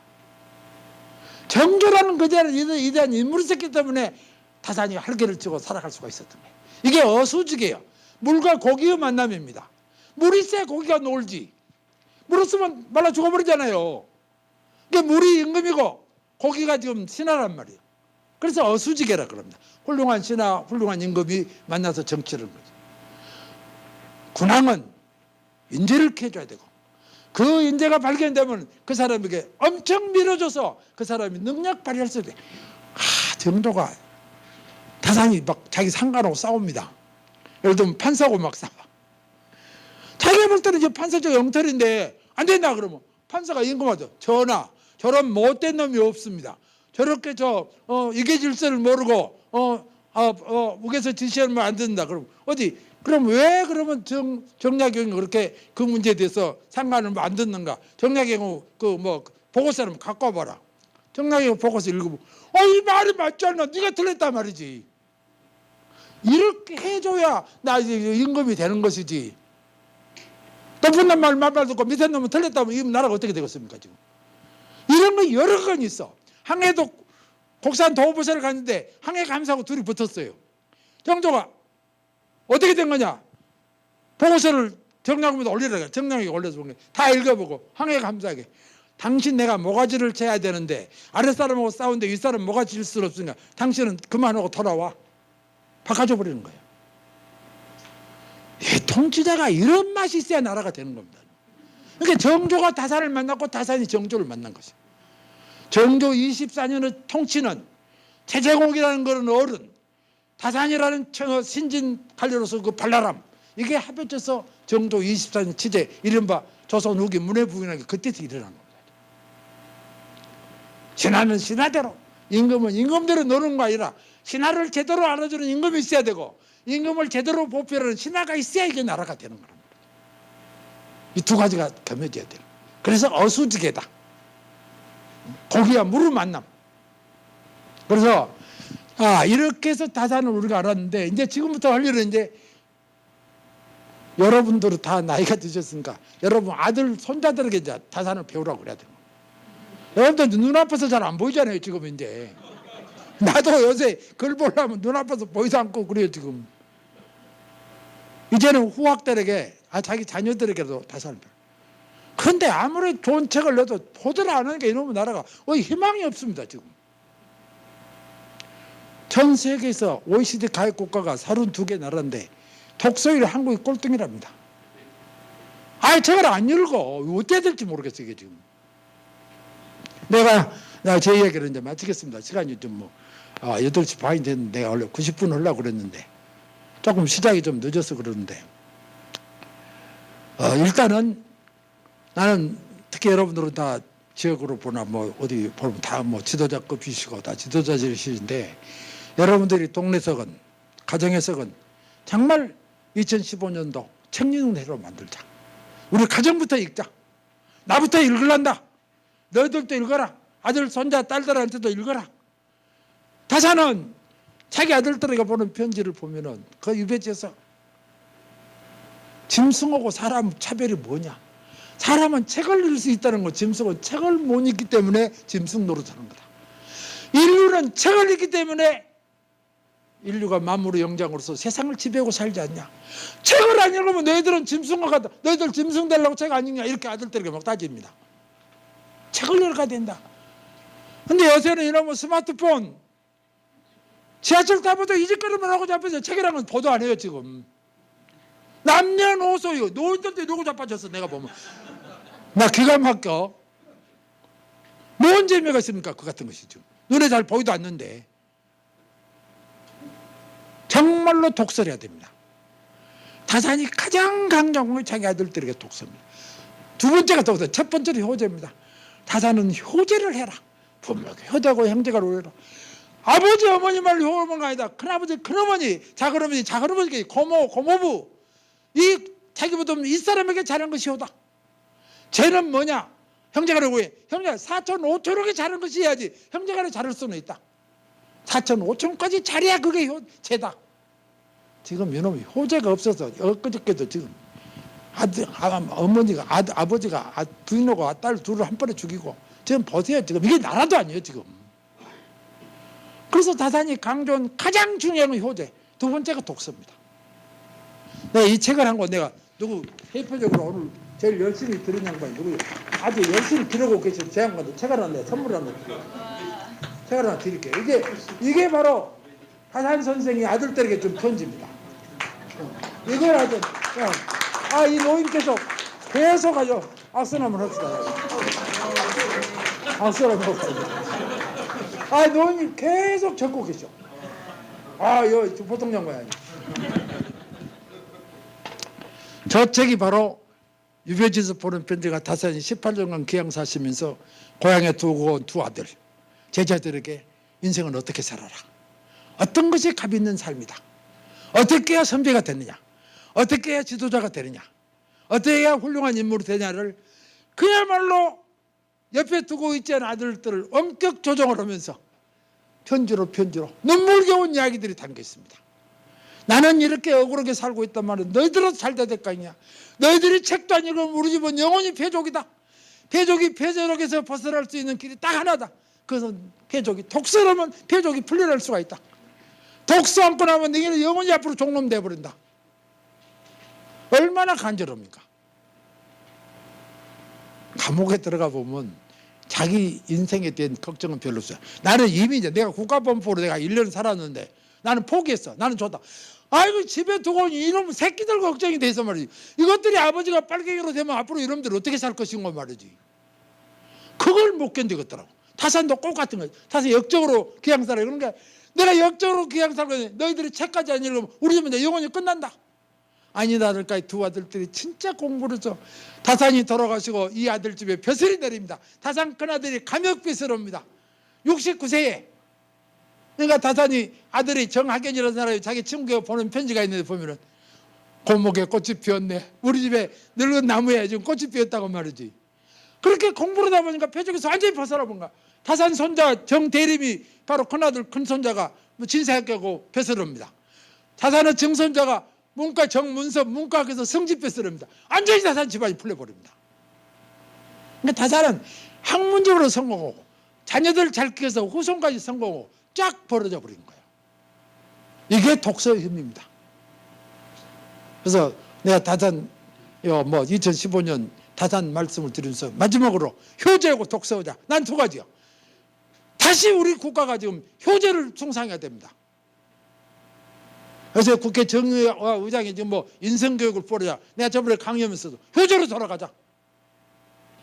부모 형제를 모르고 이게 무슨 돈밖에 안 모르는 요새 부모가 여러분들 조금 남긴 거 빨리 풀어보고 가세요. 이건 남겨가면 아이들들 아주 두고두고 싸우는 거 지금. 서로 많이 가져가려고 말이지. 집집마다 싸우는 거 지금. 난리야 지금. 현대가족, 두산가족 보세요. 금호가족 싸우냐고 지금 회사가 망해 지금. 형제가 없어. 돈밖에 없는 세상입니다. 이것을 빨리 극복하고 효제로 돌아가야 됩니다. 그리고 독서를 해야 됩니다. 자, 제 이야기 마치겠습니다. 아주 참 감명 있게 근래 외부에서 들은 강의 가운데는 가장 감명이 깊었습니다. 지금 말씀하시는 우리 박 선생님께 제가 잘 몰라서 한 두어 가지만 여쭈겠습니다. 첫째는 이 정약용 선생이 그 당시에 1700년대 그 당시에 이와 같이 실사구시의 사상을 제기하고 또 실체로 옮긴 것은 그 시대적 배경으로 봐서 서양에서는 잘 아시는 것처럼 산업혁명, 과학기술이 발전이 된 그 시기였습니다.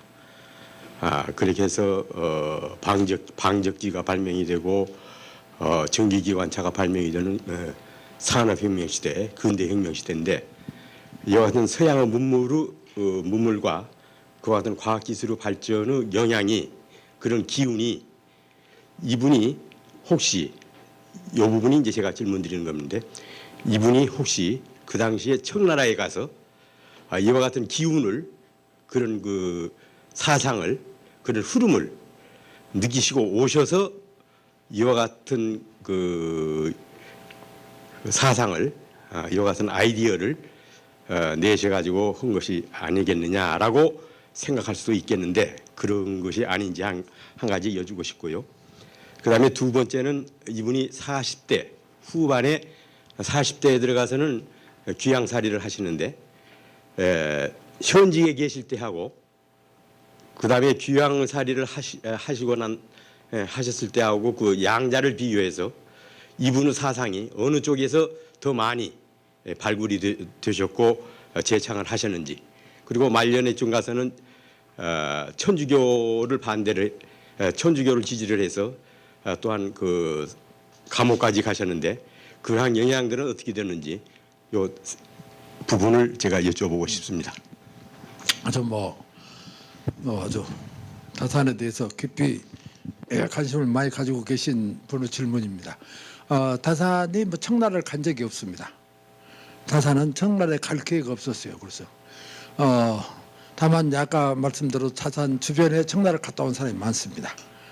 다산은 아주 절친한 친구의 한치흥이란 분이 충주 한시의 찬층이라는 분이 서장관으로 다산은 아주 절친한 친구. 서장관으로 갈 때 송서를 써줍니다. 내 친구가 지금 청나라 사신으로 가는데 지금 중국으로 사신 가는 것은 당시 엄청난 영예로운 겁니다. 보통 사람이 중국을 갈 기회도 없고 경비가 없어서 못 가고 그러잖아요. 근데 이 사신은 국가에서 벌어주는 거 아니에요. 돈 다 대줘서 다 말 타고 가고 가마 타고 가고 말이. 그래서 거기 따라가는 건데 아주 억세게 지금 말하면 자랑스럽게 여기고 뻐기는 거예요. 자기 친구가. 뻐기는 것에 대해서 콧대를 꺾어준다고 글을 썼어요. 청나라가 별것이 아니다. 중요한 사실은 우리나라의 독립성, 우리나라의 주체성을 생각해야지 큰 나라 간다고 네가 너무 자랑하는데 그런 생각 말아라. 그러나 거기 가서 이용무세에 필요한 것을 배우는 것은 아주 중요하다. 이용감이랄 때 이용무세에 필요한 것은 실리에 도움이 되는 과학기술은 무척 배워와라. 그러나 의식적으로 중국은 높고 조선은 낮다고 이런 생각은 버려라. 그러고 있습니다. 자기 선배 중에 이기양이라는 분이 또 사신으로 갔다 옵니다. 참판뱃으로 부사로 갔다 오는데 아까 한층이나 사람은 서장관으로 갔고 그때 그분에게도 갈 때 이렇게 그 송서를 써주는데 자기 선배에게도 똑같이 가서 어르신께서 하실 일은 이용우생에 관한 과학기술 이런 걸 좀 배워라. 그래서 그 당시 다산은 서양으로부터 받아들인 과학기술이 중국에는 조선보다 훨씬 높은 수준을 이미 알고 있었어요. 이미 알고 있어요. 그래서 나중에는 이제 다산이 규장각에 들어가서 할 때는 정조한테 전부 책을 빌려서 임금 및 책을 다 봤습니다. 그러니까 절대적으로 다산은 중국의 과학 문명에 대해 서양으로부터 들어온 것을 영향을 받았다고 말할 수가 있고 또 여러분들 잘 아는 대로 다산보도서 선배인 박지원 연안 박지원이 중국 갔다 와서 열하기를 썼잖아요. 다산이 열하기를 읽고 감탄은 글이 여러 군데 나옵니다. 열하기 다 봤습니다. 그래서 서양 과학기술이 청나라에 들어와 가지고 청나라 과학기술이 우리보다 높다는 것을 그래서 이용감을 만들어 가지고 그런 기구를 만들어서 중국으로부터 과학기술을 도입해야 된다. 이걸 주장했던 거고. 그 다음에 다산이 지금 말하면 제조시절 배설할 때 시절하고 귀양가서 시절에 혹시 무슨 생각의 차이가 없냐. 내가 볼 때 큰 차이가 없습니다.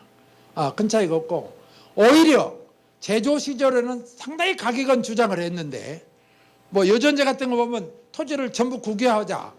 토지를 국유화하자. 그래서 공평하게 그냥 마을 단위로 줘가지고 그냥 공동경작, 공동분배자. 그리고 이북에서 한참 그것 때문에 막 이북에서 흥분을 했거든. 원조 공산주의다.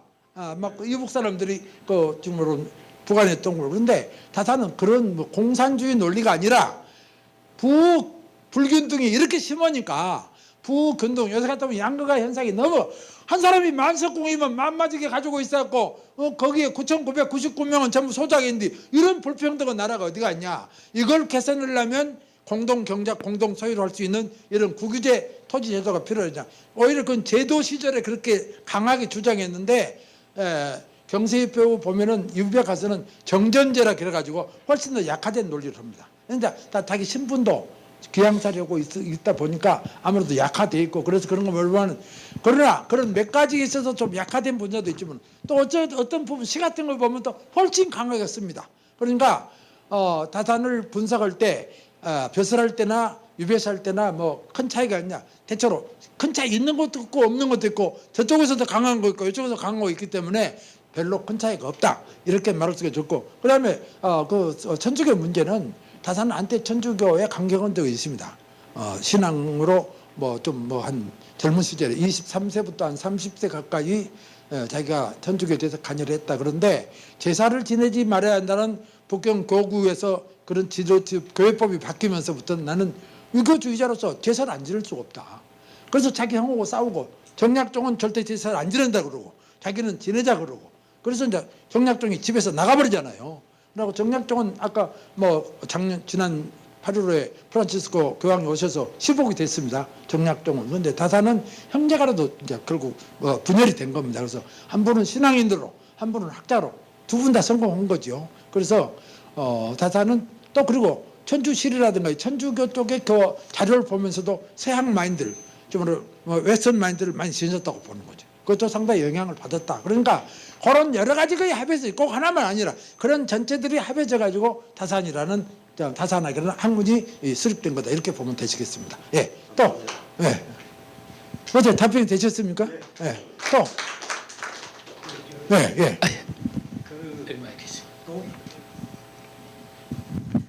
아까 우리 다산 선생이 청나라도 안 갔다 그러는데요. 네? 청나라도 가본 일이 청나라 없다. 갈 기회가 그런데 독일에서 계대를 연구하는 어떤 학자 이야기를 들었더니 그 동시대의 사람으로서 그 계대가 그렇게 세계적으로 유명한데 우리나라가 다산 선생이 알려지지 않아서 그렇지.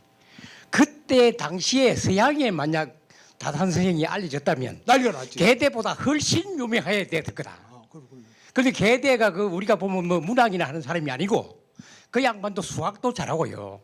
상당히 다방면에 정치도 있잖아요. 예, 그래서 아이고를 공화국 장관했어요. 우리가 계대하고 비교도 조금 더 부족한 분이 아니다 말이야. 그러니까 서양이 알려줬더라면 대단한 인물이 됐을 거라고 그런 이야기를 제가 들었습니다. 그러니까 똑같이 공부를 해도 일본 사람하고 한국 사람하고 구별이 되듯이 헤겔, 게테, 다산 동시대입니다. 헤겔, 서양의 유명한 독일의 철학자. 게테는 더 문학가로 봐야 되잖아요. 파우스트가 문학이니까. 문학가로서 게테는 또 정치도 하고 의술도 밝았고 다산도 의술도 받고 그래 비슷했는데 다만 독일이라는 국력을 가진 서양의 개명한 국가 태생으로서 언어가 영어로 다 통언인가 되고 우리 한문을 못 보니까 다산 저서는 500권이 전부 한문으로 돼 있는데 지금 한국 사람도 보면 검은 것은 글자고 흰 것은 종인데 누가 알아요? 그래서 저희들은 나와서 지금 번역해서 몇 가지라도 이런 책이라도 나와서 지금 다산 아는 것이지 나 없으면 이것도 안 나왔어요 지금 이거 보면 지금. 그러니까 이게 안 알리는 거죠. 최근에 지금 다산 목민심사가 영역됐습니다. 지금 고려대학교에서 고전 번역 연구소를 만들어 가지고 지금 다산이라든가 이런 책들을 지금 영어로 번역하는 작업들이 이제 시작되고 있습니다 모두. 그래서 앞으로 다산 서적이 전부 영어로 번역된다. 이럴 때는 상황이 다르고 작년 2012년이 다산 탄생 250주년인데 유네스코에서 세계가 기념할 인물로 다산이 선정됐습니다. 이제 바야흐로 다산이 세계화되는 겁니다. 그러니까 선생님 걱정 안 해도 앞으로 개태를 능가하려고 모르겠습니다. 또 있습니까? 누가 한 번만 더 하십시오. 예. 환단고기를 보면 말이죠. 환단고기에 정황 이름 모르는데 오성배열 시대가 있지 않습니까? 과학 이야기 하는데 모르시면 그냥 예, 오성배열. 오성배열. 예. 근데 환단고기에 나오는 수학의 한난 고기에. 예, 상당히 수학의 근본이 그렇게 많이 나오는데 사실 환단고기가 지금 인정받지 못하지 않습니까? 결국 사소처럼 이렇게 돼가지고 받지 못하지만 그 중에 수학에 관해서만은 상당한 수준이라는 걸 모두 알고 있어요. 서울대학교의 그 수학 그 자들도 다 그 인정을 하고 있는 건데 그 환단고기 같은 거 하고 다선 선생하고 이런 어떤 그 연결은 물론 안 되겠지만 다선 선생도 그 소위 고고학이나 이런 소위 고대사에 관해서 관심이 있었는지 한번 물어보겠습니다. 난 뭐 그건 뭐 내가 잘 모르는 타사는 고대사에 대해서 여러 가지 불신을 많이 합니다. 예, 자료가 안 남았다 거예요.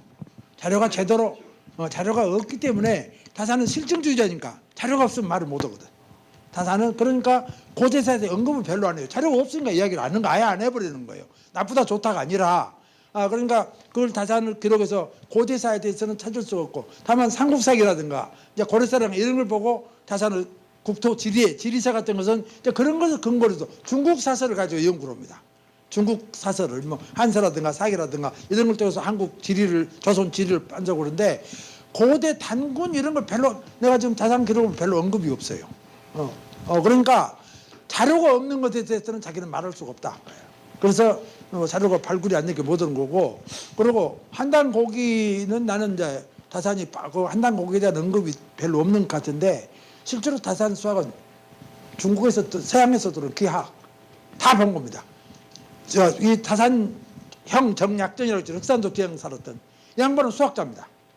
자기 형에 대해서 이야기해서 우리 형은 나보다 훨씬 수학을 더 잘했다. 그런데 두 분 다 아주 수학에 대해 연구가 깊습니다.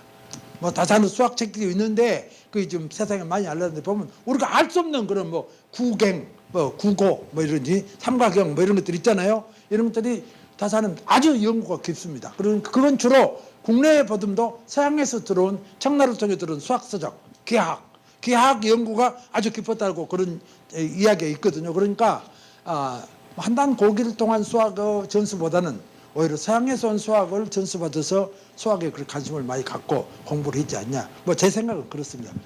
예, 이상으로 마치겠습니다. 예.